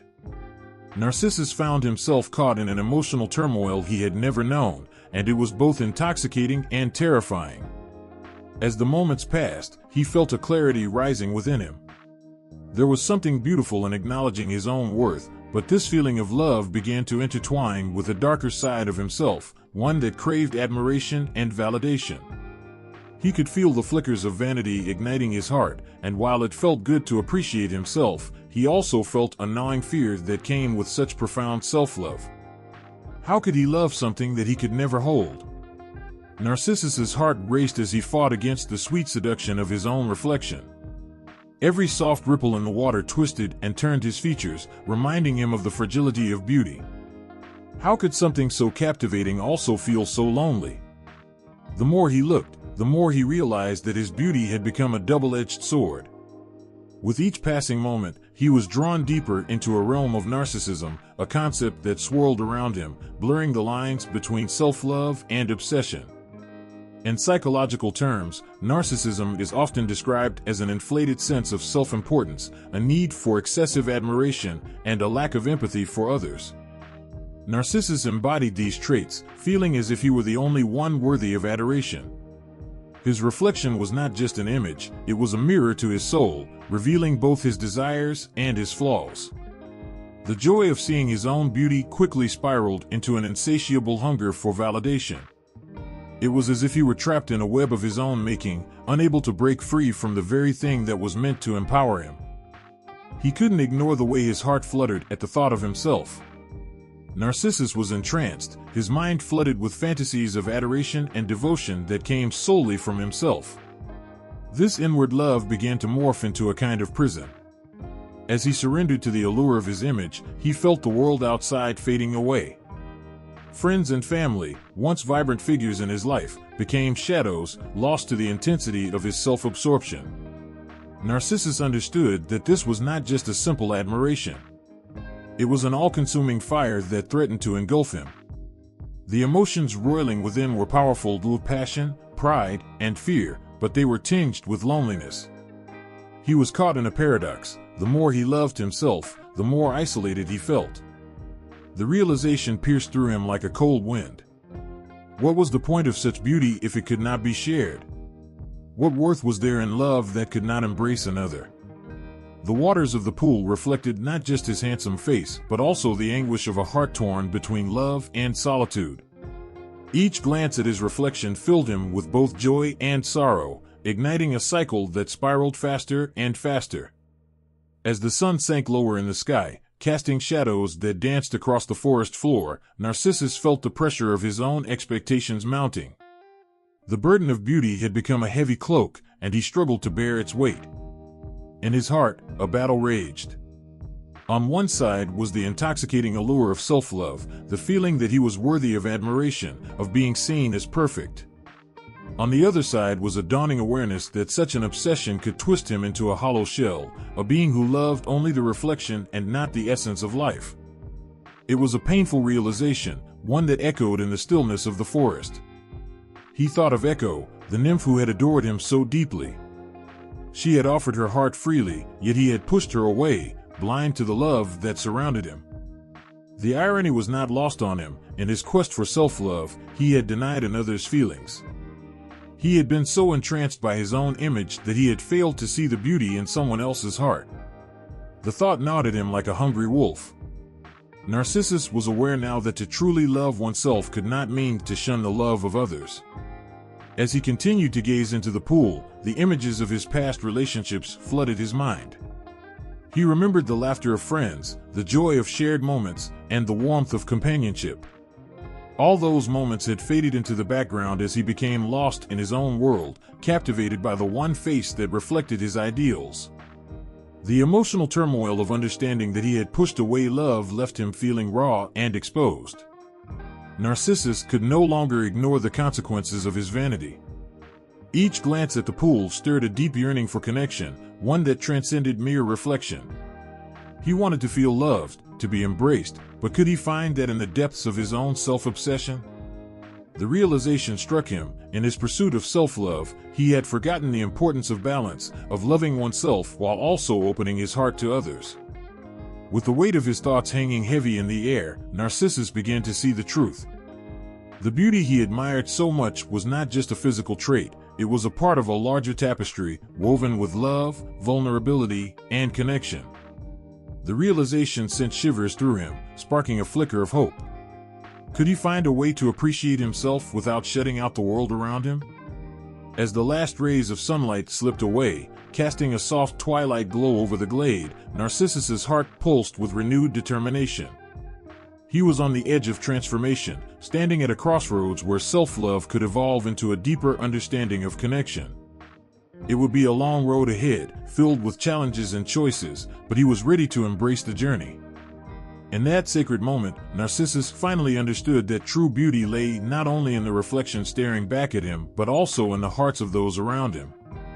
The transformation was beginning, and as the night enveloped the forest, he felt a flicker of hope ignite within, a hope that whispered of love, acceptance, and the possibility of healing the wounds created by his own vanity. As the days passed, Narcissus found himself tethered to the edge of the pool, his gaze locked on his reflection, the world around him fading like shadows at dusk. What had once been a thrill, a spark ignited by the allure of his own beauty, had become a gnawing obsession. He couldn't look away, caught in a loop of admiration and yearning, but with every passing moment, admiration twisted into something darker. The reflection that enchanted him seemed to hold all he desired, yet it was unreachable, separated by the cold, unyielding water. Narcissus was surrounded by beauty, yet he felt an emptiness he couldn't understand. The face staring back was flawless, the embodiment of everything he thought he wanted. But with each look, he grew lonelier, sinking deeper into a despair that wrapped around him like a fog. No longer did he feel the joy that had first filled him at the sight of his reflection. Instead, an ache began to grow within him, a silent scream echoing inside. He wanted to reach out, to touch what he saw, but the water mocked him, slipping away whenever his fingers brushed its surface. At night, the stars would cast their silvery light over the pool, and Narcissus would sit there in the chill of darkness, feeling more alone than he had ever felt. The forest, once filled with laughter, seemed to mourn with him. The birds stopped their songs, the breeze stilled, and the rustling leaves sounded like whispers of sorrow. His friends and family, once eager to share his company, had given up, leaving him alone in his relentless pursuit of his own image.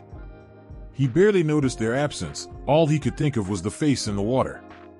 The love he thought he had for himself had morphed into a painful obsession, a trap he couldn't escape. Each day that passed left him feeling more hollow, more isolated from everything he had once held dear. This was the cost of his self-adoration, a love that was beautiful on the outside but left his soul barren, like a flower with petals of ice. He had poured all his affection into his own image, but it was like pouring water into a broken vase. Nothing could fill the emptiness inside him. Over time, he grew weaker, his body growing frail from neglect, his heart heavy with an invisible weight. He ate little, slept even less, unable to pull himself from the water's edge. He wanted to speak, to cry out for help, but his pride held him silent, shackling him to his suffering. The reflection offered no comfort, no understanding, only a silent gaze that mirrored his growing despair. As the days turned into weeks, Narcissus began to understand the bitter truth of his predicament. His love had cost him everything, his friends, his family, even his own peace. The thing he had cherished most had become his prison, trapping him in an endless cycle of longing and disappointment. He wanted to tear himself away, to break free, but he was bound, as if by invisible chains, to the one thing he could never truly have. In his solitude, he began to see the truth about himself. The beauty he had once cherished now seemed empty, meaningless. What use was beauty if it left him feeling hollow and alone? He thought back to those who had once sought his attention, who had cared for him, who had tried to love him. He had dismissed them all, pushing them away without a thought. And now, when he looked into the pool, he saw not only his face, but the faces of those he had left behind. Echo, whose voice still lingered in the forest, had loved him, yet he had treated her with disdain. He saw her eyes, filled with longing, reflected in his own gaze, and for the first time, he felt a pang of regret. The pain of his isolation grew unbearable, filling him with a sorrow that clawed at his heart. The face in the water was no longer beautiful, it was a reminder of his mistakes, his pride, and his selfishness. The enchantment that had once held him captive had turned into a curse, a mirror of his own flaws, his own vanity. He wanted to look away, to close his eyes, but he couldn't escape the image that had haunted him for so long. Desperation began to creep into his heart, a quiet but relentless ache that gnawed at him from the inside. His spirit felt like it was withering, drying up like a stream in a drought. He had loved his reflection so deeply, but now that love felt like a poison, spreading through him, consuming him from within. It was as if he were watching his own soul wither, a flower deprived of sunlight, slowly fading into nothingness. And so, Narcissus remained, bound by his own pride, his own vanity, until he felt as though he were no longer alive, but merely a shadow, a ghost lingering by the pool's edge. His self-love had cost him everything he had once known, leaving him with nothing but the cold, unfeeling gaze of his reflection. Echo wandered alone in the forest, her heart heavy with a grief that wouldn't heal, a pain that lay deep in her spirit, refusing to fade. Narcissus' rejection had shattered her in ways she never knew were possible. Each night, she would find herself returning to the place she had first seen him, longing for just a glimpse of his face, a sound of his voice, even though she knew he would never look at her the way she looked at him. The forest had become a silent witness to her heartbreak, the trees and stones holding the sorrow that seemed to linger in the very air she breathed. Days turned into weeks, and her once bright spirit began to dull, her laughter a distant memory.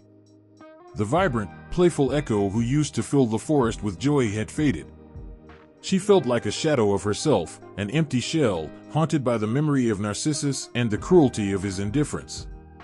Echo's world grew quieter with each passing day, her voice losing its warmth, her spirit growing colder. The forest seemed to mirror her sadness, as though it, too, mourned for the love she had lost, the love she had given so freely and received nothing in return. Narcissus' beauty had been like a spark, igniting something within her that she couldn't control, couldn't resist. His face, so perfect, had filled her dreams, his presence a flame that burned even when he was not there. But his refusal, his cold, indifferent rejection, had snuffed out that flame, leaving only ashes and memories. She no longer recognized herself in the mirror of the rivers or the still pools of the forest. She felt invisible, like a whisper lost in the wind, unheard and unnoticed. Echo's spirit continued to weaken, her heart weighed down by the unbearable ache of unrequited love. Every step she took through the forest felt heavier than the last, as though the ground itself were trying to pull her down, as though it shared in her sorrow. She would see her reflection in the water, and she no longer felt the joy she once had. All she could see were traces of who she used to be, pieces of a life that had been filled with happiness before she had seen Narcissus. The sorrow had consumed her, leaving only fragments, a hollow shell. Her voice, which had once filled the forest with laughter, had changed, becoming softer, frilier. She could barely speak more than a few words now, her voice reduced to mere echoes of what it had been. She would call out his name, but all that came back to her was the empty, mocking sound of her own voice, echoing through the trees, reminding her of the love that would never be hers. Her cries, faint and distant, were all that remained, drifting through the forest like ghostly reminders of her sorrow. As the months wore on, Echo became one with the silence, her presence in the forest fading until she seemed more like a memory than a living soul. She had become part of the forest, a voice without a body, a sound without a source. Her sorrow, her unfulfilled love, bound her to the land, to the trees, to the stones. Her voice would linger, repeating fragments of her longing, her heartache, but she herself had become invisible, a spirit of sound without form. The nymph who had once lived so vibrantly was gone, replaced by a presence that was barely there. The forest mourned with her, carrying her soft whispers, her broken cries, through its branches and leaves. She had become an echo of her own name, a voice that would repeat over and over, but never answer. In the heart of ancient myth, Narcissus was not alone in the themes that wove through his story: the allure of beauty, the danger of vanity, the blindness of self-obsession. His tale, while unique in its details, resonates with echoes of other legends, each whispering a warning about the power of unchecked admiration for oneself. In Greek mythology, stories like that of Adonis draw close parallels to Narcissus. Adonis, a youth of unimaginable beauty, captivated the goddess Aphrodite herself. But his story held a tragic twist: his beauty became his curse. Just as Narcissus became entrapped by his reflection, Adonis became bound to a fate where beauty and death intertwined. His fate was sealed not by his own hand, but by forces beyond his control, symbolizing how beauty, no matter how mesmerizing, can also be fragile and fleeting, tied to both admiration and sorrow. The Norse myth of Baldur, another stunningly beautiful figure, touches upon this theme in its own haunting way. Baldur, beloved by all for his beauty and kindness, was nonetheless struck down, his death leaving the gods and goddesses in mourning. Like Narcissus, Baldur's beauty brought about a fate that seemed undeserved, and though his story wasn't bound by vanity, the heartbreak of losing one who embodied beauty echoes Narcissus's tragic end. Both stories serve as reminders of how beauty can spark love and desire, yet it often sits dangerously close to the edge of sorrow and ruin. Turning to Asia, in Chinese lore, the story of Chang'e, the goddess of the moon, adds another layer of depth. While her tale doesn't focus solely on beauty, Chang'e's immortality separates her from the world she once loved, leaving her to gaze at the earth from the moon, forever alone. Chang'e's life reflects Narcissus's isolation. In her endless beauty and eternal presence, she remains untouchable, admired from afar but never again able to share in the joys and sorrows of life. In Celtic myth, the tragic tale of Diarmuid and Grain carries threads of beauty, desire, and loss that resonate with Narcissus's story. Diarmuid, a warrior of legendary beauty, was admired by many, even catching the attention of the married Grain, who eloped with him. Their passion was fierce, but ultimately led to a sorrowful end, with Diarmuid's death leaving Grain heartbroken and alone. While not a story of self-love, Diarmuid's tale, like Narcissus's, serves as a poignant reminder of how beauty can spark both admiration and tragedy, how it can create bonds, but also leave aching wounds. Art and literature have long been inspired by these themes, turning them into cautionary reflections on human nature. In Dante Alighieri's Divine Comedy, the theme of self-love, represented as a sin in purgatory, becomes a part of the soul's journey to purification. Those who, like Narcissus, love themselves above all else are punished by being forced to gaze at mirrors for eternity, locked in a ceaseless cycle of reflection and isolation. Dante's vision serves as a haunting parallel to Narcissus's end, reminding readers of the consuming nature of vanity and the loneliness it breeds. From the medieval period to the Renaissance, artists and poets saw in Narcissus a muse for understanding human nature's complex layers. Shakespeare's Twelfth Night reflects this idea through the character of Malvolio, who becomes enamored with his own imagined grandeur and beauty, only to be brought low by his self-delusion. Narcissus's myth here is echoed in Malvolio's inability to see beyond himself, his fixation leading not to admiration but to humiliation and rejection, evoking the same sense of isolation Narcissus felt by the pool. Even in the Romantic period, Narcissus's allure persisted, influencing poets like Keats and Shelley, who grappled with the tensions between beauty, love, and melancholy. They saw in Narcissus a reflection of their own ideals, exploring the way beauty inspires but also consumes, how admiration can turn to obsession and leave one lost in longing. Keats's odes, especially, capture the delicate line between admiration and despair, evoking the same bittersweet allure that led Narcissus to his fate. Today, Narcissus's myth endures as a symbol in modern psychology, giving rise to the term narcissism, which defines a condition marked by self-centeredness and an unquenchable thirst for admiration. In psychological terms, Narcissus's story has come to embody a cautionary tale about the dangers of excessive self-love, highlighting how the inability to connect with others can lead to profound isolation. In the silent, tranquil waters where Narcissus first glimpsed his reflection, there was more than just an image waiting for him. The water, so still, so perfectly calm, mirrored not only his physical beauty but something deeper, a gateway to the heart and soul. Beneath its clear surface, it held a mysterious power, one that could bring about awe, wonder, and, for Narcissus, a tragic realization of his own isolation. Water in Narcissus's story is a quiet yet profound symbol, its reflective surface acting as both a friend and a foe. It welcomed him, showing him something he had never seen before, something he did not fully understand. There, in the unbroken surface of the pool, he encountered himself in a way he never had, and this realization changed him. For the first time, he saw himself through the eyes of another, and yet the other was merely a reflection, an illusion. The purity of the water held up a mirror to his soul, inviting him to step closer, to linger, to gaze, unable to pull himself away. In myth and storytelling, water often stands for introspection, and for Narcissus, it became a portal into his own heart. Just as one stands by the edge of a lake and sees both the sky above and the world within, Narcissus saw not just his face, but a reflection of his very essence. The water, in its clarity, presented an unaltered truth, showing both the beauty that others saw and the loneliness that lay within him. It had no words, yet it spoke volumes, revealing to Narcissus what he had never considered, that he was bound to his own image, unable to reach out, to love, to connect.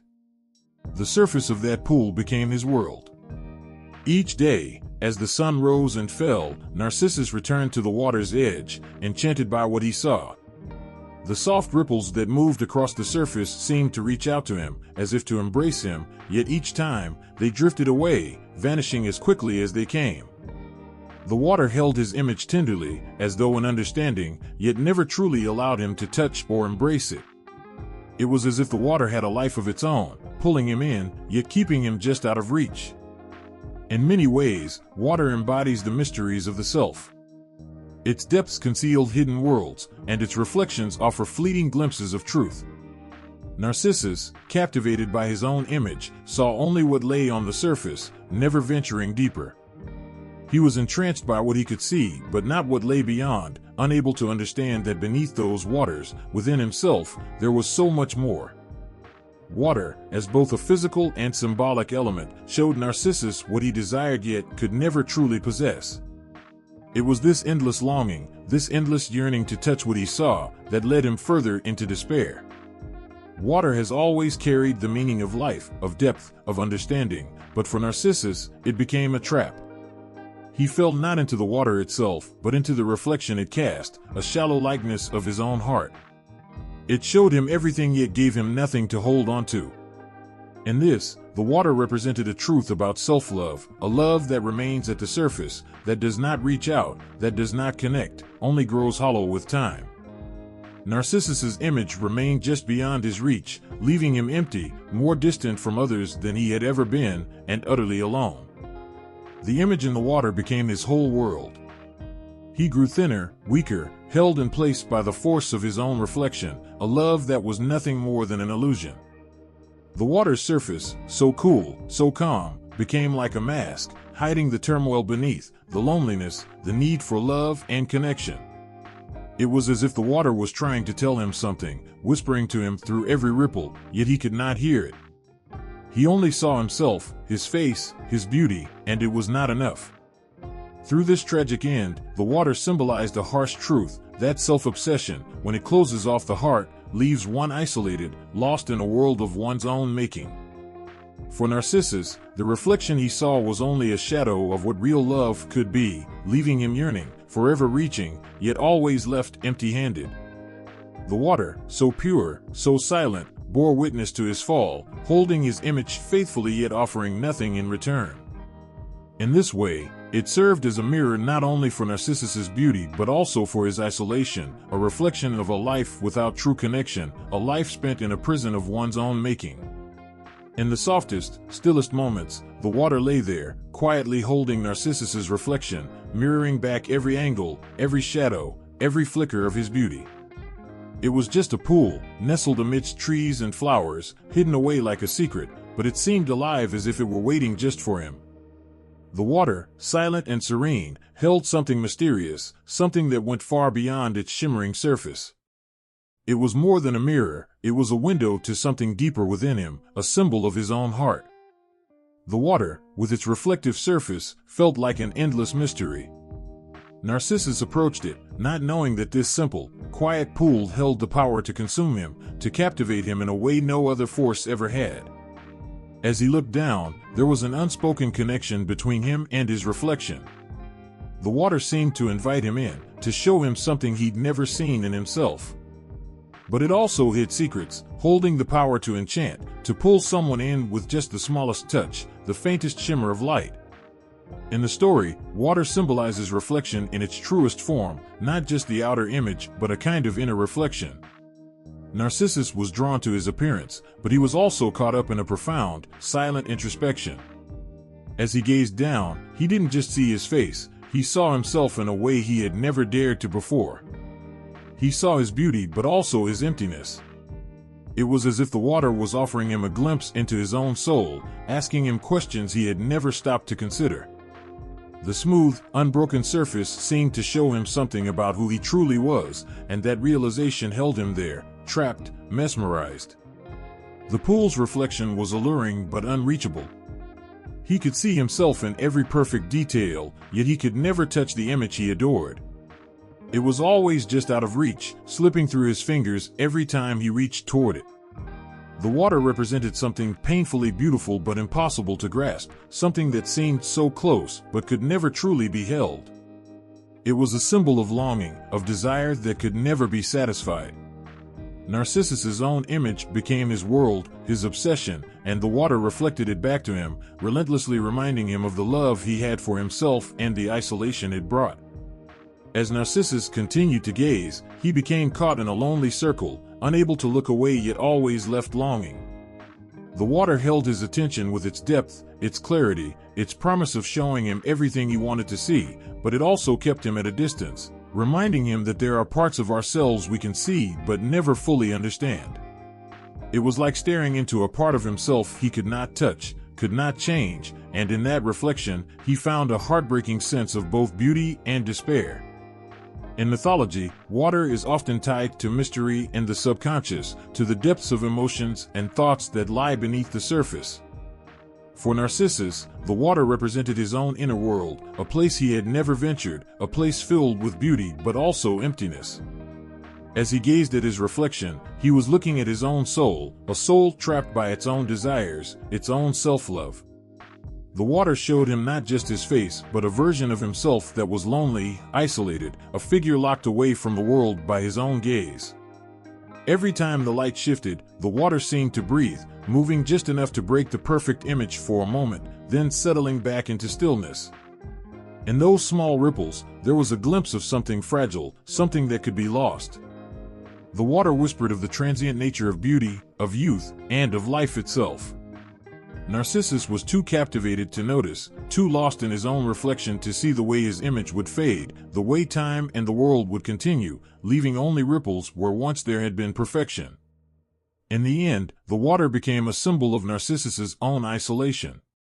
It was as if he was staring into a part of himself that could never be whole, a part of himself that was forever longing, forever alone. The pool held his image, mirrored it perfectly, but it could never give him what he truly needed: connection, warmth, companionship. The water, so calm and inviting, revealed his beauty but also exposed his solitude, his loneliness. It was a silent reminder that love, without another to share it with, turns inward, consuming itself.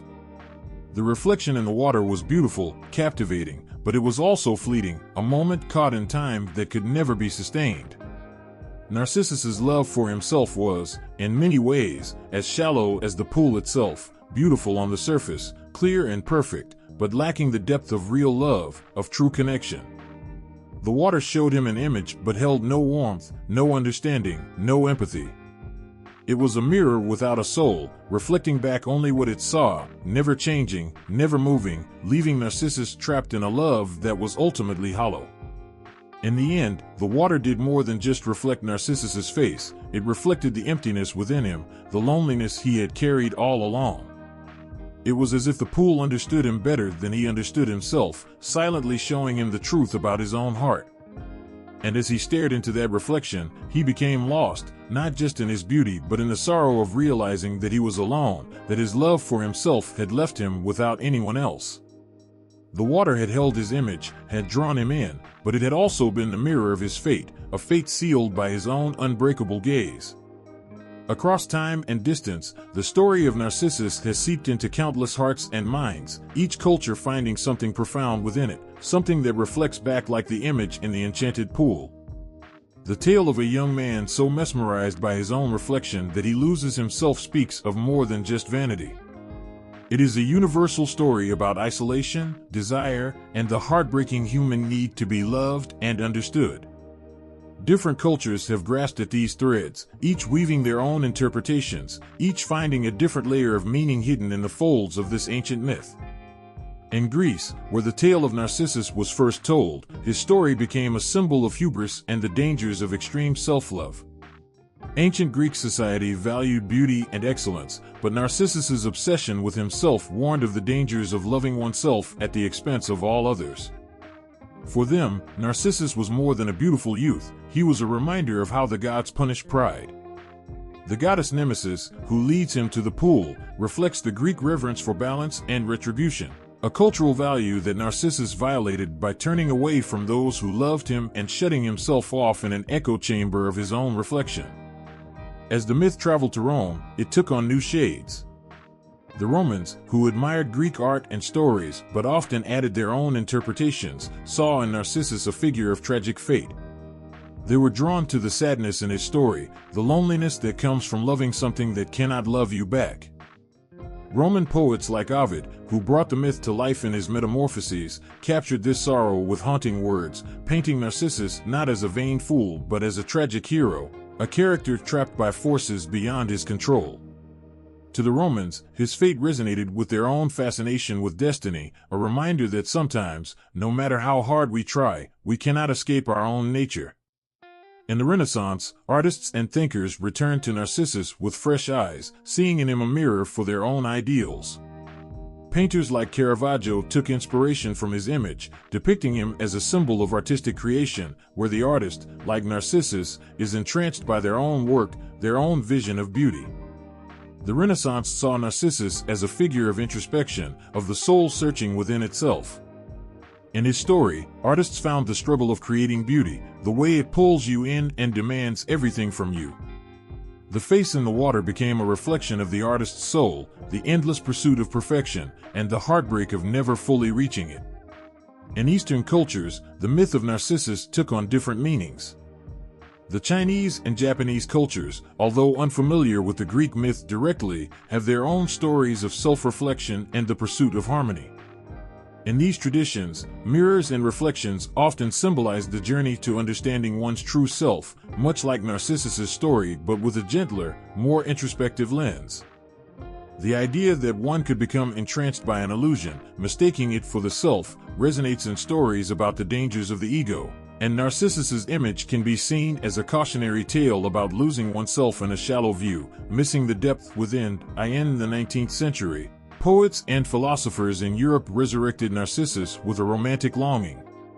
Poets like Wordsworth and Keats saw in him the sublime, an awe-filled response to beauty and nature that was both terrifying and entrancing. They connected him to the power of nature itself, as a character who shows the allure and the destructiveness of beauty. In these interpretations, Narcissus was not merely self-absorbed, he was a symbol of humanity's yearning for the unattainable, a tragic figure who reached for beauty but found emptiness instead. Narcissus's love for his reflection became a metaphor for our own search for meaning in a world that often only shows us fleeting glimpses of what we desire. In modern times, Narcissus has become a symbol of psychological complexity, especially in the realm of narcissistic personality. The field of psychology has taken his name and turned it into a term for a personality that cannot see beyond itself, that is trapped in its own image. This interpretation is a stark reminder that too much self-love leads to isolation, a truth as relevant today as it was in ancient Greece. The myth has become a way to talk about modern struggles with identity, ego, and relationships. Narcissus's story lives on in the very fabric of our language and our understanding of self-centeredness and its impact on those around us. Popular culture has also embraced Narcissus, adapting him into stories, films, and artwork that reach new audiences. From films that explore themes of self-obsession to songs that warn of the dangers of vanity, Narcissus's story has been told in 1,000 ways, each one casting him in a new light. His reflection can be seen in characters who are so entranced by fame, power, or beauty that they lose sight of the world around them. The modern world's love for screens, selfies, and social media seems almost to reflect Narcissus's fate, as millions fall in love with their own carefully crafted reflections. In this digital age, his story is a warning about what happens when we see only ourselves, shutting out others, losing touch with the true, unfiltered reality. Throughout history, art and literature have shown Narcissus to us in ways that reflect our own society's values, fears, and aspirations. Each retelling, each painting, and each poem about Narcissus shows him in a new light, capturing the cultural spirit of its time. His story is one that changes as we change, adapting to the fears and obsessions of each generation. His reflection lives on, reminding us of the power and the pain of self-love, of the human need for connection, and of the loneliness that comes when we fall in love with an illusion. In every culture, Narcissus stands as a mirror, reflecting back to us our own struggles, our own obsessions, our own desire to be loved and understood. His story is one of beauty and sorrow, of longing and isolation. It is a reminder that, in our search for ourselves, we must be careful not to lose sight of the world around us, for in doing so, we may find ourselves gazing only at an empty reflection. His face, forever imprinted on the water, echoes across time, a haunting reminder of what it means to see ourselves too clearly, yet to be truly unseen by anyone else. In the myth of Narcissus, a young man falls tragically in love with his own reflection, a haunting image that has lingered for centuries in the minds of philosophers and thinkers. There is something intensely human about the pull Narcissus feels toward his own image, an attraction that ultimately consumes him. He looks into the water and finds a face that seems perfect, distant, and ungraspable. But, looking deeper, it isn't merely beauty he's transfixed by. It is something that resonates within him, a feeling of being seen, yet remaining unseen by others. This powerful longing, this need to know and be known, has led generations of thinkers to question what it means to truly love oneself. Self-love, as Narcissus's story illustrates, can be as gentle as it is devastating. Many philosophers have seen it as a double-edged sword, one that can lead to personal growth or tragic isolation. Ancient Greek philosophers, for instance, understood self-love as essential but also warned against its darker side. They believed that loving oneself was part of knowing oneself, an idea rooted in the phrase inscribed at the temple of Apollo in Delphi, "Know thyself." To truly know oneself was a noble pursuit, but to fall hopelessly in love with one's own image meant losing sight of reality, of the people and world that exist beyond oneself. Narcissus's fate was a stark reminder of this delicate balance. Self-love that becomes obsessive transforms into a prison, trapping a person within their own soul. As centuries passed, Narcissus's reflection became a symbol for philosophers who struggled to define the boundaries between self-awareness and vanity. The Enlightenment period, with its focus on reason and individualism, saw thinkers like Jean-Jacques Rousseau reflect on the ways self-love could lead to both fulfillment and loneliness. Rousseau believed that true self-love, or amour de soi, was natural and healthy, helping individuals care for themselves and seek happiness. But he warned against amour propre, a kind of self-love that craves validation from others. Narcissus's love for his reflection is often seen as this darker form, a hunger not for self-understanding but for admiration, and in chasing it, he loses the joy of real connection. Rousseau saw this tale as a warning. Seeking admiration and endless self-validation is a path that can leave one cold and alone. For Sigmund Freud, the myth of Narcissus resonated deeply with his exploration of human psychology and identity. Freud believed that narcissism was a natural stage in human development, a time when individuals are wrapped up in their own needs and perceptions. But he also warned that if one never moves beyond this stage, the world can become a place where no one else's needs or feelings matter. In the myth, Narcissus's inability to love anyone else is reflected in his rejection of Echo, the nymph who could only repeat his own words back to him. For Freud, this inability to see others as complete, independent beings hinted at a profound psychological isolation. Narcissus wasn't just captivated by his own reflection, he was locked inside a world where only his desires mattered, a tragic state that, Freud argued, could lead to endless longing without fulfillment.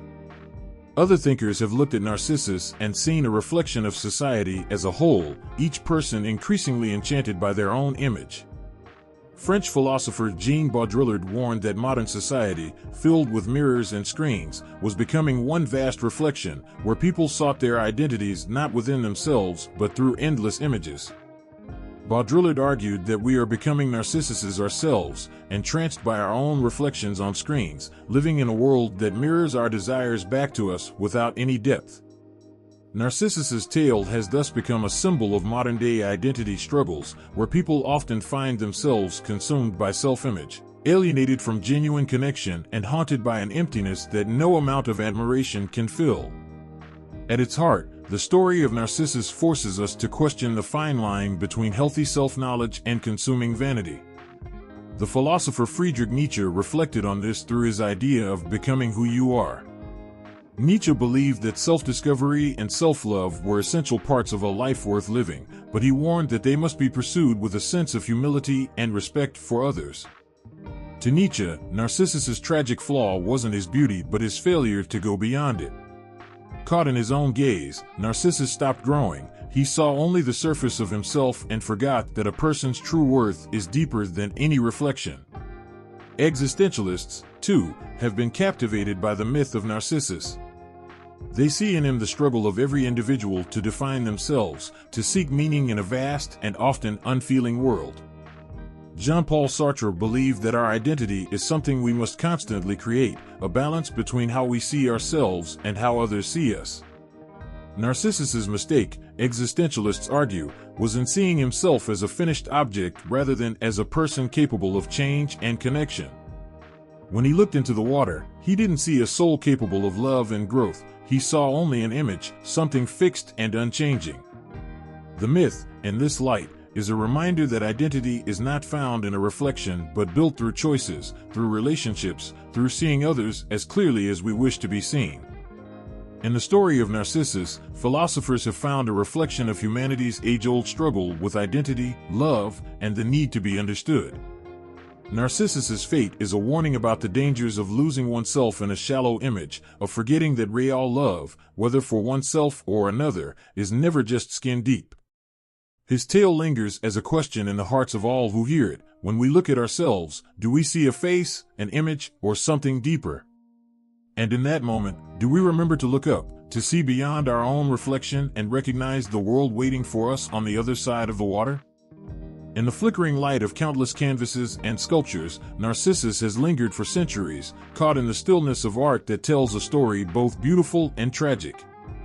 Each brushstroke, each curve, and every sculpted line brings to life his aching fascination with his own reflection, a haunting tale told not in words, but in glances, shadows, and longing. Artists have rendered him time and time again, seeking to capture the essence of his endless gaze, his heart torn between love and loneliness, between the beauty he sees and the emptiness that beauty cannot fill. One of the most famous images of Narcissus is Caravaggio's Narcissus, a painting that breathes with a sense of quiet, brooding darkness. Caravaggio's Narcissus is captured at the water's edge, his face filled with an almost ghostly light. The setting is simple, dark, and raw, drawing our eyes to that one moment when he leans in, closer and closer, to the reflection that will never hold him back. Caravaggio uses light and shadow masterfully here. The dim surroundings press in on Narcissus, making it seem as if he is the only person in the world, alone with his reflection and his fate. His posture is tentative yet fixed, as if he knows he's bound to that mirror image and yet cannot look away. It's a portrayal of longing that speaks to a part of the human soul that yearns to be known, to be seen, even if it is only by oneself. In Salvador Dali's Metamorphosis of Narcissus, the surrealist artist adds a layer of symbolism that goes beyond mere reflection. Dali's Narcissus is fractured, his form mirrored by a stone hand holding an egg from which a flower emerges.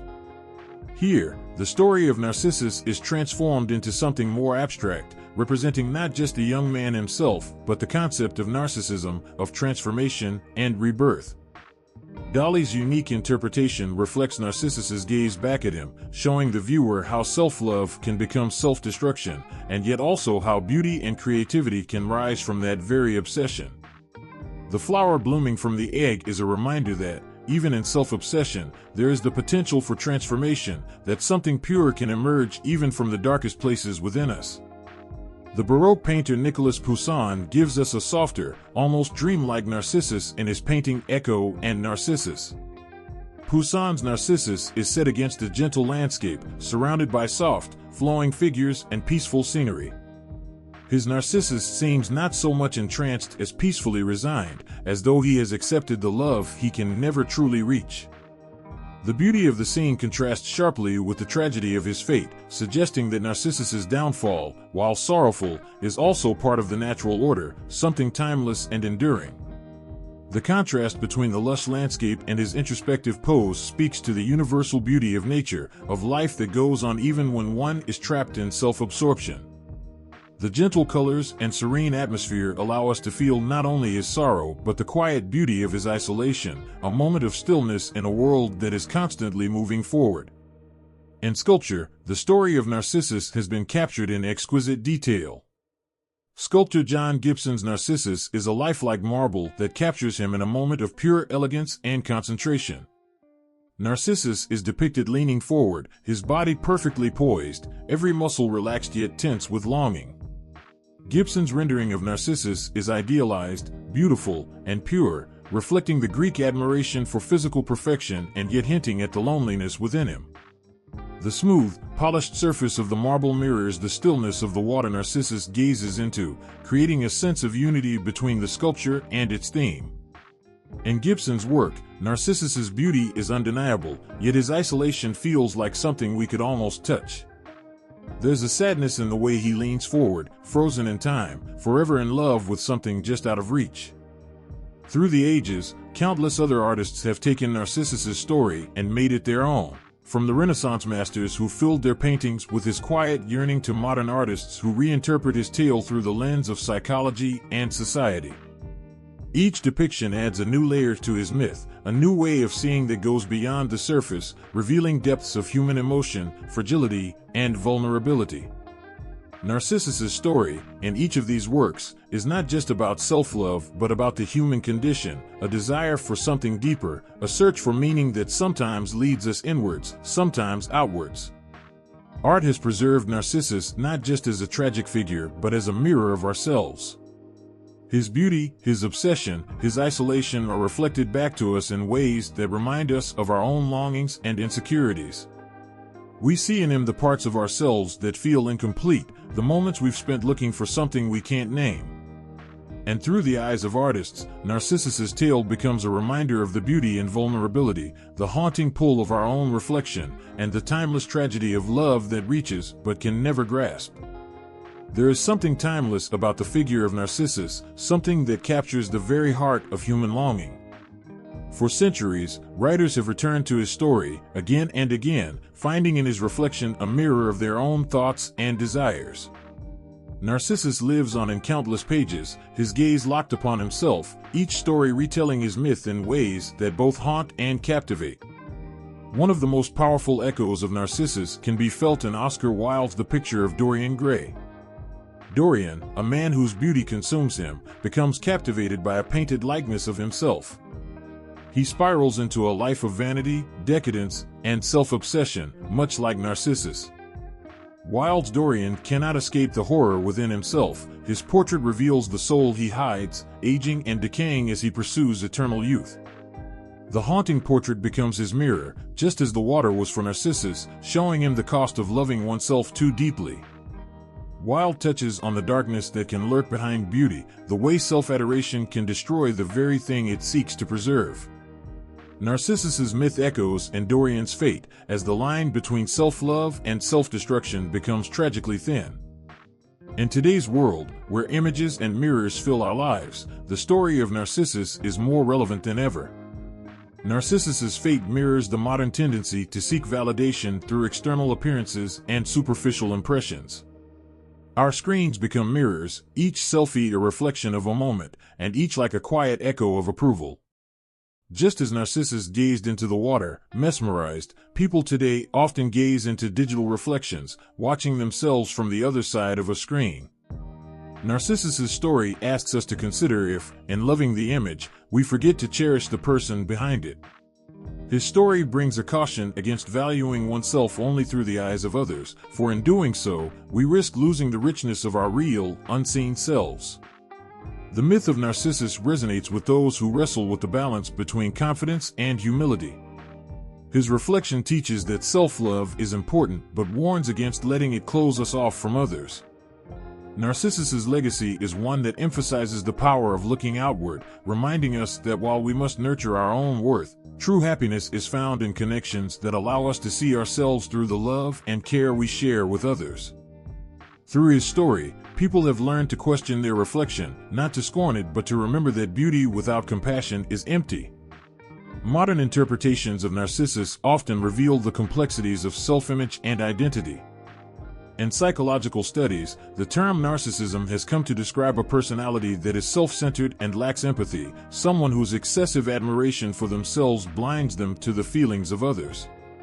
Narcissus's myth is used as a lens to explore mental health, relationships, and identity, showing how self-focus can both empower and isolate.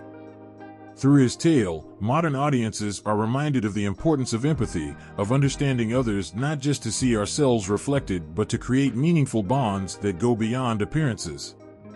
In art and literature, Narcissus's story continues to inspire, a symbol both haunting and compelling.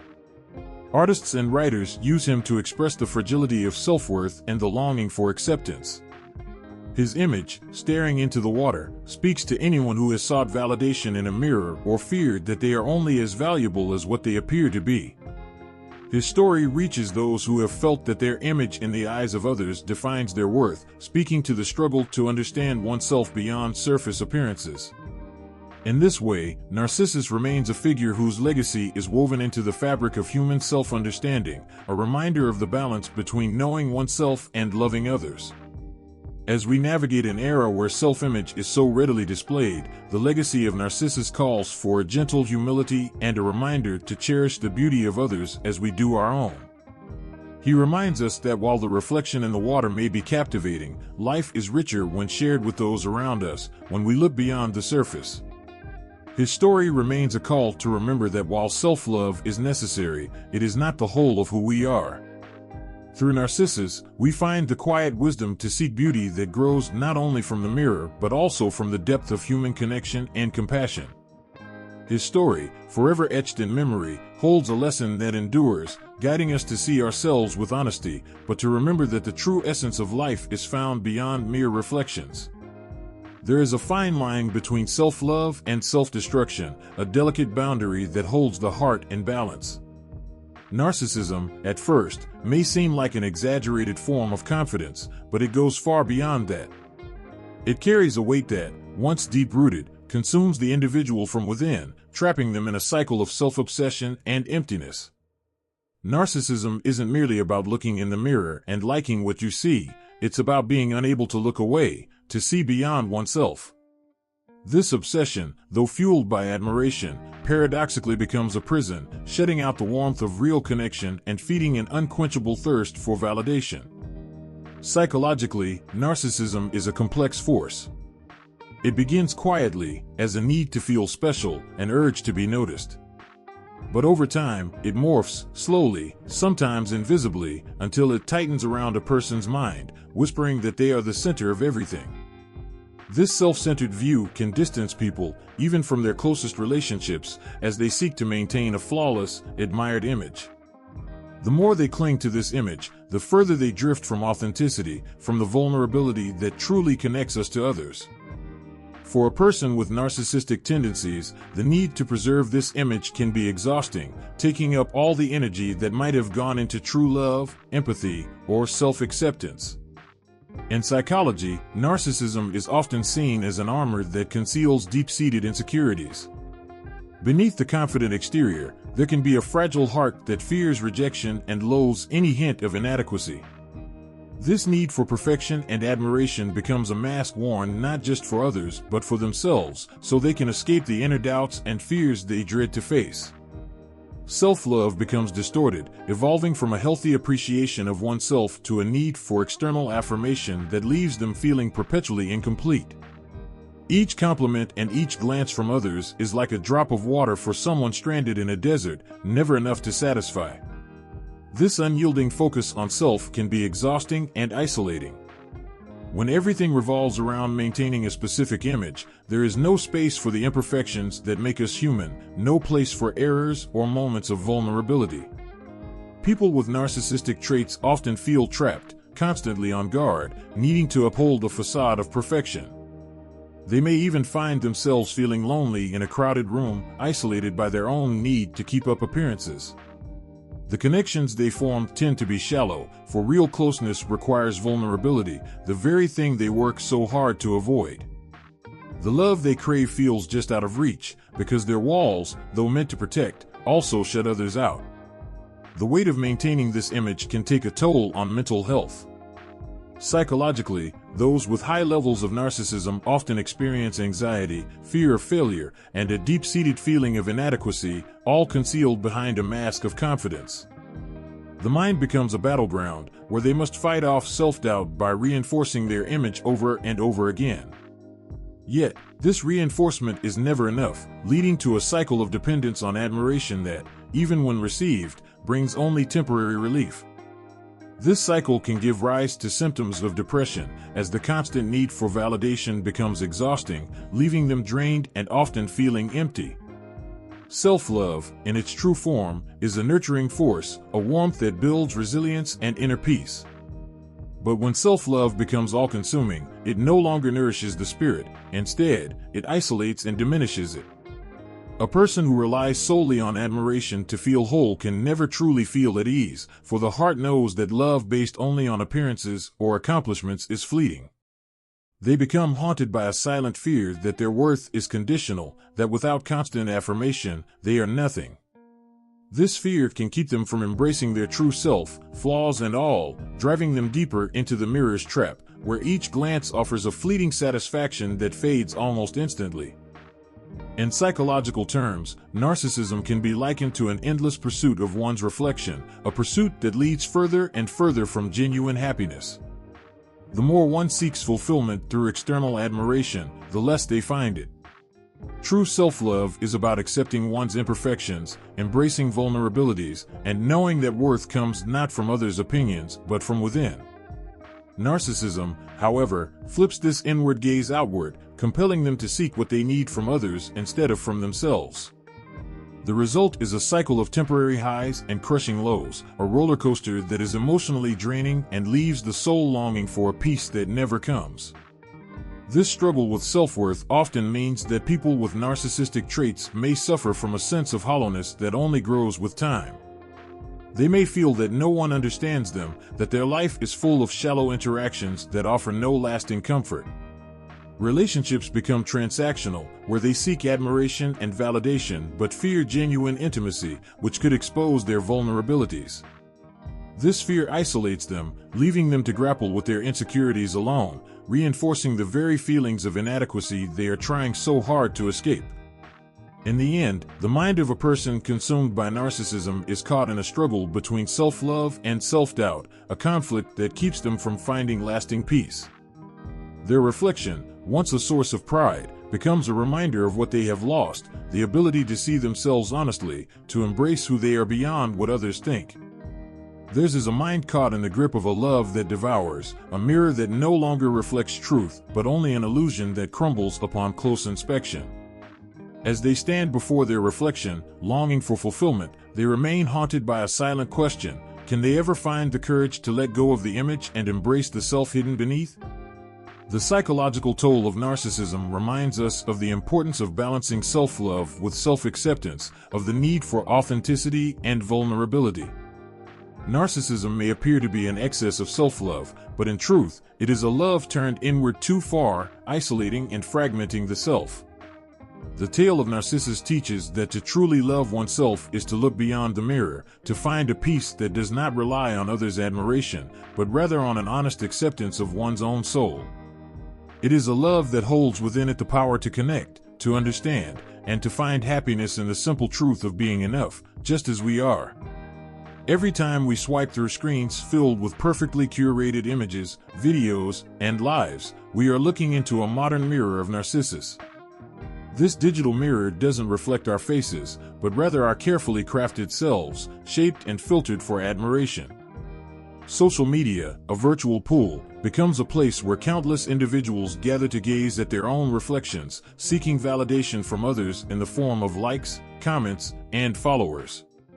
It's a momentary thrill, a fleeting affirmation. Yet, like Narcissus, we find that no amount of admiration ever seems to be enough. In this world of instant feedback, self-worth is often measured in numbers and the reactions and reach of each post. We share the highlights, the best angles, the most polished versions of ourselves, hoping to be seen and praised. But somewhere along the way, it becomes easy to lose sight of who we really are behind those filters. The more we seek approval, the more we're bound to it, and the more we risk isolating ourselves from true connections. Just as Narcissus was captivated by his reflection, we too can become absorbed in our online personas, finding it harder to connect with others on a genuine level. The allure of this digital reflection can be intoxicating. It pulls people into a cycle of posting, refreshing, and waiting for the world to respond.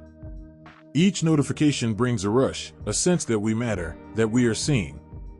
But it's an empty kind of validation, one that fades as quickly as it arrives, leaving behind a need for more. Like Narcissus, who could not pull himself away from the image in the water, we find ourselves returning again and again, searching for the approval that never truly satisfies.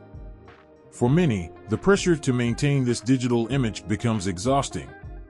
In a world where everyone seems flawless, there's little room for vulnerability, for showing the parts of ourselves that don't fit neatly into a frame.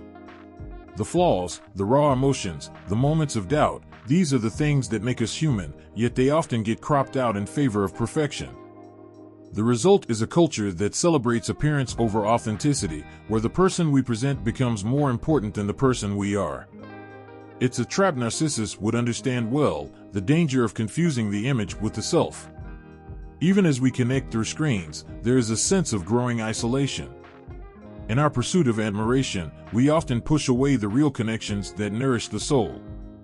Friends, family, and even our own sense of self can fade into the background as we chase after the fleeting validation offered by the digital world. Like Narcissus, who was surrounded by beauty but could only see his own reflection, we can find ourselves alone, unable to see the love and support that truly matters because we're too focused on maintaining the image we've created. This constant need for self-validation can take a toll on mental health. Studies have shown that those who spend a lot of time on social media are more likely to experience feelings of inadequacy, anxiety, and depression. It's as if we're caught in a loop of comparison, always measuring ourselves against others' highlights and wondering if we measure up. The very platforms meant to connect us can end up making us feel more isolated, more insecure, as we're drawn into the illusion of perfection that everyone seems to be living. Narcissus, in his final moments, might have recognized this feeling, the loneliness that comes from worshiping an image, an ideal, instead of embracing oneself as a whole. Yet, it's not only about seeking admiration. In the digital age, we are also constantly documenting ourselves, turning everyday moments into content for an audience. The line between our private lives and our public personas begins to blur. It's as if we are living not for our own experiences, but to present those experiences to others. Like Narcissus, who could not look away from his own reflection, we too can become lost in our own self-made images, constantly crafting, editing, and sharing, until we begin to forget who we were before the world was watching. The myth of Narcissus serves as a powerful reminder in today's digital world. It warns of the dangers of becoming entranced by our reflections, of valuing appearance over substance. It's a cautionary tale that speaks to the heart of what many experience in the age of social media, the struggle to find real connection, real meaning, in a world that often feels superficial. It reminds us that there is more to life than admiration, more to identity than the image we project. True fulfillment doesn't come from others' approval, it comes from knowing and accepting ourselves, flaws and all. As we scroll through the endless feed of faces, achievements, and highlights, it's worth asking ourselves, are we connecting with others, or merely looking at reflections of ourselves? Are we building real relationships, or just collecting likes and followers? In a way, we are all modern Narcissuses, standing at the edge of a digital pool, captivated by our own image. But unlike the ancient myth, we have a choice. We can look away from the reflection, turn our gaze outward, and see the world as it is, not as we wish it to be. Self-love, true self-love, doesn't demand an audience. It doesn't seek approval or rely on validation. It's quiet, steady, a deep understanding that we are enough just as we are. The digital age may tempt us to seek that approval from others, to craft a version of ourselves that will be admired. But in the end, the story of Narcissus reminds us of what truly matters, to love ourselves without needing to look in a mirror, to find worth in who we are beyond the screen. Only then can we break free from the reflection's hold, step away from the pool, and walk into a world filled with the genuine connections and experiences that bring real joy. Even now, centuries after it was first told, the story of Narcissus grips the heart in a haunting way. There is something painfully familiar in the tale of a young man who, enchanted by his own reflection, loses himself in a pursuit that ultimately leads to despair. It's more than a tragic story, it's a reminder of the subtle, yet powerful ways self-obsession can consume a life. Narcissus didn't set out to be alone. He didn't wish to sever his ties to the world around him. But his relentless gaze inward blinded him to the beauty and connections he could have shared with others, leaving him stranded in a prison of his own making. What makes Narcissus's story so resonant today is how clearly it reflects the struggles of modern life. We are surrounded by images, our own and others, constantly presented with reflections in social media, in selfies, and curated versions of lives meant for admiration. The digital age amplifies the temptation to linger at our own reflections, to measure our worth by what we see, by the approval or admiration others give. It's easy to fall into a cycle where we keep looking and seeking, hoping to find something that will make us feel complete, accepted, even loved. But, like Narcissus, the answer isn't in the reflection. The constant chase for affirmation outside of ourselves leads only to emptiness, not fulfillment. When Narcissus stared at his own image, he lost sight of everything else: his friends, his family, his surroundings. All he could see was that one image, captivating yet unattainable, always there, but forever out of reach. It's a painful irony, one that touches on the heart of our human need for connection. Just as Narcissus was drawn deeper into his reflection, many find themselves pulled into screens, captivated by virtual lives that leave them feeling more disconnected than ever. In a world filled with filters and carefully chosen moments, the pressure to keep up, to keep showing up as someone remarkable, often becomes exhausting. The myth of Narcissus shows us the danger of this self-focus, the risk of losing ourselves in a reflection that isn't even real. There's a quiet sadness to Narcissus's fate. He thought he was pursuing love, but what he found was isolation. True love, after all, isn't rooted in adoration for a perfect image, but in acceptance, flaws and all. Narcissus saw himself only in a certain light, an ideal that he could never touch or truly know. This yearning for perfection is part of what keeps the story relevant today. In seeking the ideal, the flawless, we can lose our way, drifting further from genuine relationships, authentic selves, and the joys of imperfection.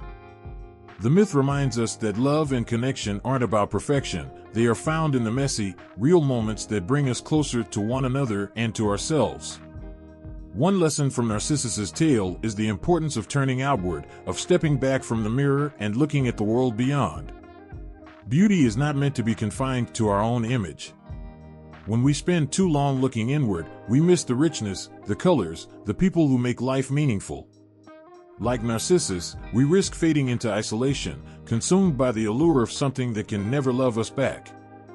The myth calls us to look beyond ourselves, to see the lives that surround us, the moments that aren't perfect but are real.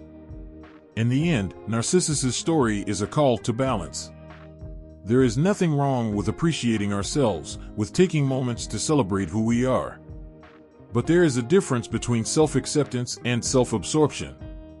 Narcissus reminds us of the cost of crossing that line, of letting admiration turn into obsession, of losing sight of the world for the sake of an illusion.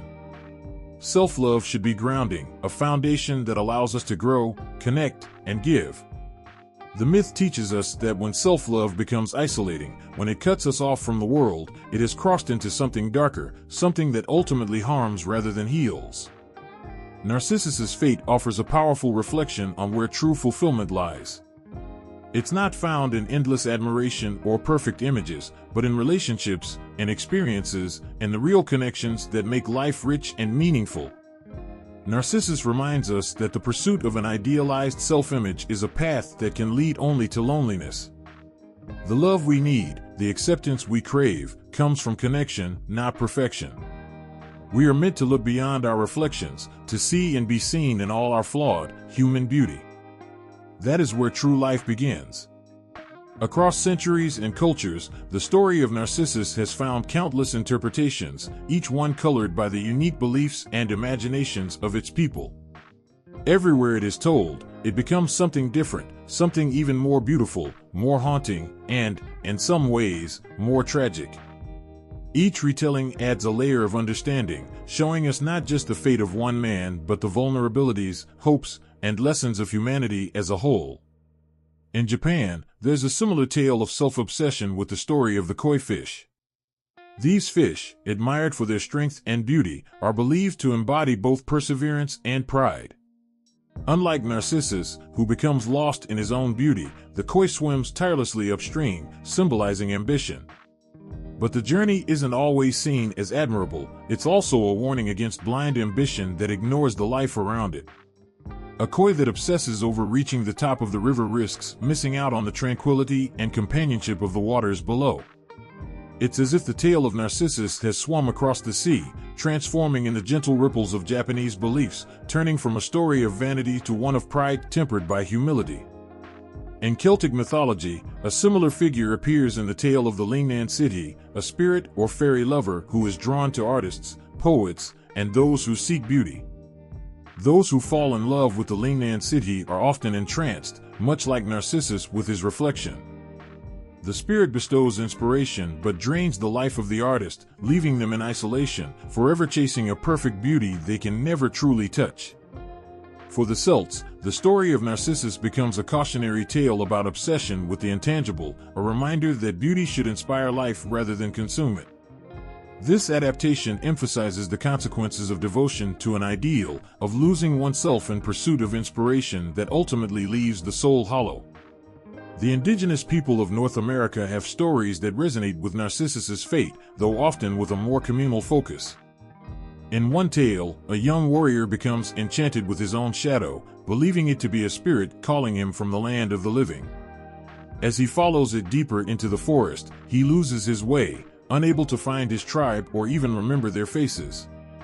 He's left to wander, forever alone with only his shadow for company. Here, Narcissus's story is transformed into a lesson on the importance of community and connection. In this version, self-absorption isn't merely personal, it's a loss felt by all, showing how deeply individual actions can echo across the lives of others. Then there's the Persian tale of Narcissus, or Narcissus, which has woven its way into the poetry of love and longing. Here, Narcissus's gaze becomes a symbol of intense love, not for oneself but for another. The Narcissus flower, or Narcissus flower, is often mentioned in Persian poetry as a symbol of one-sided love, its face tilted downward in longing. Persian poets like Hafiz and Rumi transformed Narcissus into a figure yearning not for his own reflection but for the beauty of the divine, a love that is unreachable yet endlessly pursued. In this telling, the story turns from a tale of vanity into one of spiritual desire, a journey toward a beauty that humbles rather than isolates. In India, the ancient myth of Narcissus appears as the tale of Kamal, a young prince entranced by his own reflection in the waters of a sacred pond. Here, the focus shifts from self-adoration to self-realization. Kamal stares into the pond, seeking answers about his purpose and place in the world. His journey doesn't end in tragedy but in enlightenment, as he realizes that beauty is fleeting and inner peace is found not in appearance but in understanding. The Indian adaptation offers a softer, more hopeful interpretation of the Narcissus myth, reminding us that self-reflection can lead to wisdom if pursued with an open heart. In China, the Narcissus story mingles with the legend of Yu Xiaolao, the old man under the moon who ties together lovers destined to meet. In this version, Narcissus's reflection isn't merely a fixation but a yearning for connection that he cannot find. The idea of being bound by fate, searching for one's other half, transforms the myth into one of unfulfilled desire for love and companionship. The story takes on an air of melancholy, as Narcissus's inability to break free from his reflection symbolizes the yearning for unity that so many feel, a desire to find someone who mirrors the deepest parts of their soul. In Africa, echoes of the Narcissus story appear in tales of spirits who inhabit the rivers and lakes. In one tale, a young woman falls in love with a spirit she sees reflected in the water. Drawn to the image, she ventures too far, eventually vanishing into the river's depths. Her village mourns her loss, learning the dangers of entrusting oneself to illusions and the vital importance of staying grounded in the real world. This African adaptation paints Narcissus's fate not as one of personal folly but as a shared tragedy, a loss that serves to strengthen the community's bonds and their understanding of the balance between imagination and reality. Each culture that touches this story makes it their own, weaving in their values and beliefs, showing how one myth can transform and teach across generations. It's as though Narcissus's reflection has rippled outward, touching the hearts of many who see in it a lesson, a warning, or even a reminder of their hopes and fears. Through these varied tales, Narcissus doesn't merely fade, he grows, becoming a symbol of humanity's endless journey to understand itself. Every version adds a new thread, creating a tapestry as vast and varied as humanity itself. The story of Narcissus is woven with the quiet, watchful presence of nature. Every element in the myth, the tranquil pool, the soft grass, the wind's gentle sigh, plays a role in drawing Narcissus closer to his fate. It's as if the earth itself is a witness to his fall, almost a silent accomplice, luring him in with a beauty that mirrors his own. Nature, in all its serenity and beauty, becomes both a mirror and a trap, showing Narcissus a vision of himself while holding him in a silent, unbreakable spell. Narcissus's world is one of vivid beauty, where every flower and tree exists in harmony, untouched by human interference. He stumbles upon a hidden pool, a place as still and perfect as if it were kept by the gods themselves. The water lies in wait, clear and calm, revealing everything without distortion. In this untouched corner of the world, Narcissus sees his reflection for the first time. The pure, crystalline water offers a vision so captivating that he cannot tear himself away. Here, the natural world becomes a reflection of his soul, a peaceful exterior that hides the turbulent undercurrents of longing, a reminder of how even the purest places can harbor dangerous allure. Nature's role here is like that of an old storyteller, one who whispers truths while veiling them in beauty. For Narcissus, the pool is not just water, it is life itself, inviting him to ponder his own beauty, luring him ever closer with its silent promise of perfection. But nature is impartial. It shows him his image without warning or judgment. The grass that cushions his knees as he bends down, the flowers that bloom around him, all are oblivious to the fate he's heading towards. Nature reveals his reflection, but it's Narcissus who chooses to fall in love with it. The story reminds us that while nature reflects and connects with us, it's ultimately up to us to interpret and react to that reflection. In this myth, nature becomes a silent mirror to human emotions, a symbol of the beauty and mystery of the self. But it's also a warning, a reminder of the fragility of our place within the natural world. The pool, as perfect and still as it appears, is a living thing that only mimics Narcissus's image for a moment. He is so absorbed in his reflection that he forgets the world around him, as if he can possess beauty itself. The more he stares, the more isolated he becomes, until finally, he's trapped, unable to look away. Nature here isn't merely a backdrop, it's the very force that holds him captive, allowing him to see himself, but never touch. The story of Narcissus also speaks to the delicate balance between humans and the natural world. Narcissus finds himself entranced by the image in the water, a scene so serene and captivating that it becomes his world. In his pursuit of beauty, he distances himself from the living world around him. This imbalance between self-obsession and the surrounding life is the heart of the ecological symbolism in the myth. Nature offers him beauty, but his fixation ultimately isolates him from the rest of it, drawing him into an internal landscape that leaves him alone. In modern terms, Narcissus's story might be seen as a reminder of humanity's impact on nature.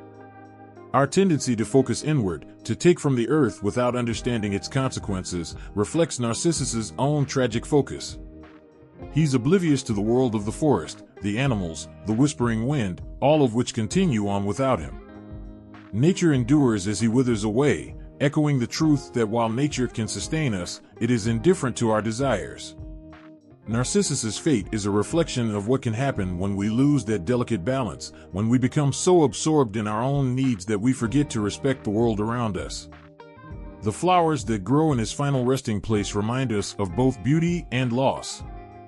The delicate Narcissus blooms where he once stood, as if nature has claimed him, transforming his beauty into something enduring but unreachable. The flower, leaning towards the water as he once did, seems forever to bow in a gesture of humility, a tribute to the tragic youth who could not look away. Nature absorbs him, gently but powerfully, returning him to the earth in a transformation that leaves behind both beauty and a quiet sadness. In the end, Narcissus's story reveals that nature offers both a reflection and a refuge, a place where beauty is abundant and free. But it also warns of the dangers of obsession, of looking so deeply into the mirror that we forget the life around us. In a world that exists in delicate harmony, nature is a reminder that everything is interconnected. And if we lose ourselves in the reflection, if we forget our place, we risk losing that connection, just as Narcissus did. The pool remains, as clear and unyielding as ever, a silent witness to a beauty that came too close and was lost. Nature endures, as beautiful and patient as it ever was, waiting for us to look up and see it. Across centuries, the tale of Narcissus has gripped hearts and stirred minds, its haunting reflection appearing in each era's unique light. Early storytellers in ancient Greece whispered Narcissus's fate as a caution against vanity, a tale told to guard against self-obsession. They saw in him a lesson, a young man so mesmerized by his own image that he lost everything, a story that warned of life's fleeting beauty and the dangers of looking inward without limit. This simple yet powerful message resonated, a timeless echo that the Greeks believed in deeply. Life's gifts, when held too close, can become traps. As time passed, new eyes found fresh meanings in Narcissus's reflection. The Renaissance, with its love of myth and exploration of human character, saw Narcissus differently. No longer just a cautionary tale, he became a symbol of yearning, a reminder of the endless pursuit of beauty and the mystery of self. Renaissance artists and writers wove him into their works, seeing in his story the complexity of the human soul. Narcissus was not merely vain, he was lost, yearning, reaching for something unreachable. His image, painted by artists like Caravaggio, portrayed him not as selfish but as trapped, a soul on the brink of discovery but forever held back by his own desire. It was during this era that Narcissus became more than a warning, he became an emblem of the struggle within every human heart. Then came the Romantics, who embraced Narcissus with a kind of painful tenderness. For them, he was the very spirit of longing, a young man who gazed into his reflection not with arrogance, but with a deep, almost sacred desire to understand himself. Poets like Keats and Byron saw Narcissus as one of their own, a dreamer, a seeker. They sympathized with his fate, feeling in his tragedy a mirror of their own restless hearts. Narcissus became a symbol of the artist, forever pursuing beauty yet never able to grasp it fully. His reflection was like their poetry, something beautiful yet intangible, something they could create but never hold. Through their words, Narcissus was given new life, no longer a mere lesson but a figure who shared in their artistic sorrow. With the arrival of psychoanalysis in the 20th century, Narcissus's story took another turn. Sigmund Freud and Carl Jung saw him not as a tragic lover of beauty but as a complex symbol of the human psyche. Freud, in particular, saw Narcissus as a mirror to modern man, a figure representing self-obsession and a fixation on the self. The term narcissism was born, and with it, Narcissus's story became a lens through which psychologists could explore the mind. Narcissus was no longer a myth, but a diagnosis, a way to understand the dangers of excessive self-focus. Through this lens, Narcissus was no longer merely lost in beauty, he was a man swallowed by his own mind, his reflection a prison of his own making. This shift marked a change from empathy to analysis, and Narcissus became a subject of study, a mirror held up to society's own growing preoccupation with the self. The modern world, with its screens and endless reflections, has made Narcissus more relevant than ever. We live in an age where reflections are everywhere, and the line between self-awareness and self-obsession grows thin. In many ways, today's world sees Narcissus as a warning yet again, a reminder of the emptiness that can come from endless self-focus. His story is told and retold, a reminder that our own reflections can become prisons if we let them. From literature to film, Narcissus has become a symbol of the dangers of the digital age, where images and screens entice us to look, to compare, to desire endlessly. His reflection is now our own, a story of self-love that warns of isolation and loneliness.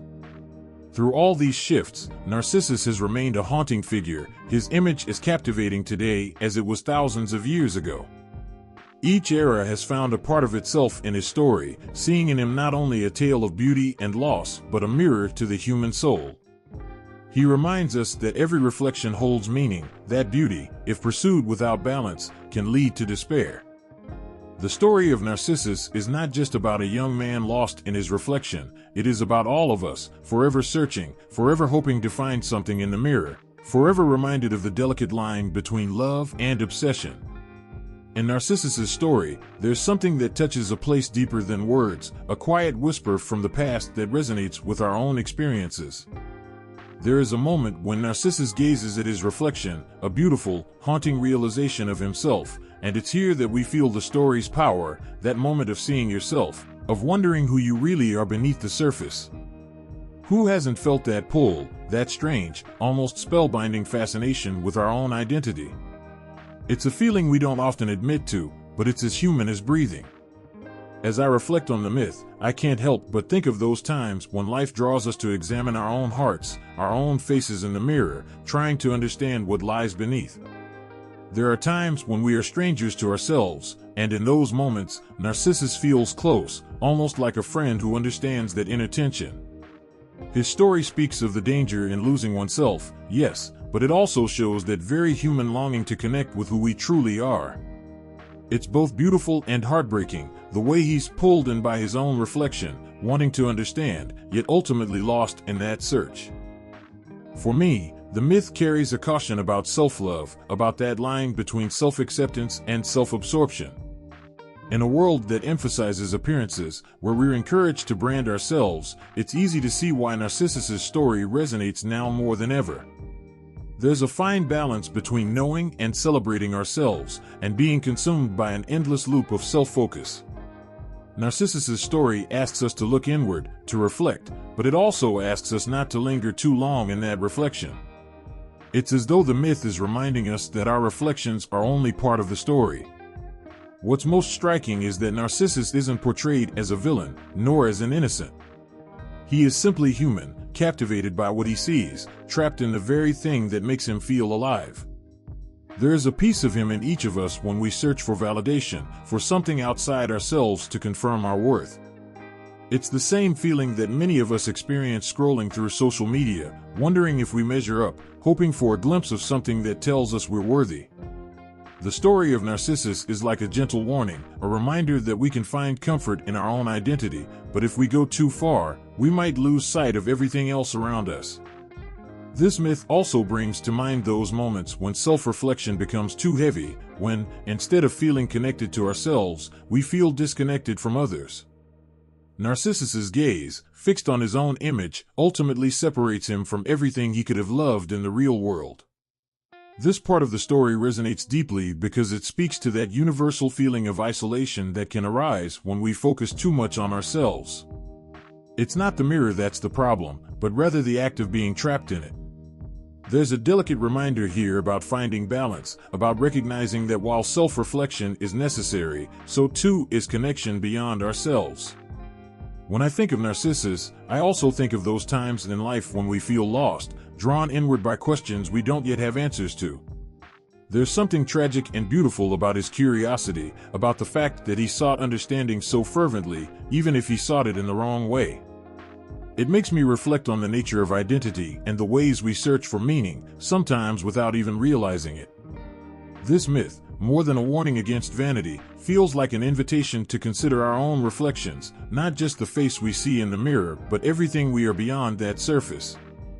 As I consider the implications of Narcissus's tale, I'm struck by the quiet sadness that lingers at its heart. There is a warning here about the dangers of self-obsession, but there is also compassion for that very human impulse to seek self-knowledge. It's as if the story tells us to tread carefully, to remember that self-discovery is essential, but it is not the end of the journey. We are meant to look at ourselves, to understand, but not to stop there. Narcissus's fate is a reminder that we are meant to turn outward again, to find love, connection, and life in the world around us. In the end, what Narcissus's story leaves me with is a sense of humility and wonder at the fragile beauty of human nature. The myth speaks to our timeless search for understanding, for meaning, for love, even if that love is for ourselves. It reminds me that, while we may search within, we should always remember to return to the world outside, to the people who fill our lives with warmth and meaning. Narcissus's reflection, beautiful as it was only a surface. Beneath that surface lies a lesson, that we are meant to be more than what we see in our reflections. And in that thought, there is something profoundly moving, something that makes me hold his story close, grateful for its reminder to look both within and beyond. The story of Narcissus leaves a haunting echo that lingers long after it's told, a tale that feels both timeless and deeply human. Narcissus, entranced by his own reflection, stands as more than just a figure from an ancient myth. He becomes a symbol of the perils hidden in self-obsession and the delicate balance between knowing ourselves and losing ourselves. It's in his story that we see a mirror held up to human nature, reflecting back desires, fears, and the endless search for love and meaning. At its heart, Narcissus's story reminds us of how powerful the need for identity and recognition can be. Each time we look in the mirror, there is a moment, however fleeting, where we confront who we are, our strengths, flaws, and hopes. Narcissus's gaze became his trap, pulling him into a loop that shut out everything beyond himself. But what stirs us most about his story is the raw honesty it reveals about the human struggle to understand oneself without being consumed by that search. It's a caution whispered across generations, urging us to embrace self-awareness, but to remember that we are part of something much larger than just our own reflection. His story has remained vivid in our minds because it's more than a lesson, it's a reminder of the tender line between self-love and isolation. Narcissus's image trapped him, a stark warning of how even the most innocent of gazes can become a prison. But it is a story told with compassion, allowing us to see not only his flaw but the loneliness and vulnerability that often accompany our quest to feel valued. Narcissus's love for himself was a love that closed him off, but perhaps it was a reflection of the love he longed for outside of himself. This nuance is what makes his tale so deeply relatable. Through the centuries, we continue to see his tale woven into literature, art, psychology, and modern culture. Each adaptation, each interpretation, reflects not just a story from ancient Greece but a shared human experience. In art, he has been painted as both a beautiful youth and a tragic figure, his gaze often softened with longing or darkened with despair. Writers, philosophers, and thinkers have interpreted his story as a testament to human introspection, examining the ways we wrestle with our identity, torn between admiration and vulnerability. Every retelling carries a part of that universal ache, a reminder of how we strive to balance our self-love with humility, our confidence with empathy. What makes the myth of Narcissus so lasting is its profound simplicity. We see him as a symbol, but we also see a part of ourselves, a reminder that beneath the surface of our reflections, there are layers of meaning, waiting to be understood. His story has transcended time, leaping from one era to the next, because it speaks to a need for connection beyond the self. It's a yearning that every generation recognizes, a truth that no amount of time can erode. As we reflect on Narcissus today, it's clear that his story isn't just a myth, it's a timeless insight into what it means to be human. It tells us that in seeking to understand ourselves, we must also remember to look outward, to find purpose in the world beyond our own reflection. And in this delicate balance between self-awareness and connection, we find not only Narcissus's lesson but a gentle reminder of the shared journey we all walk.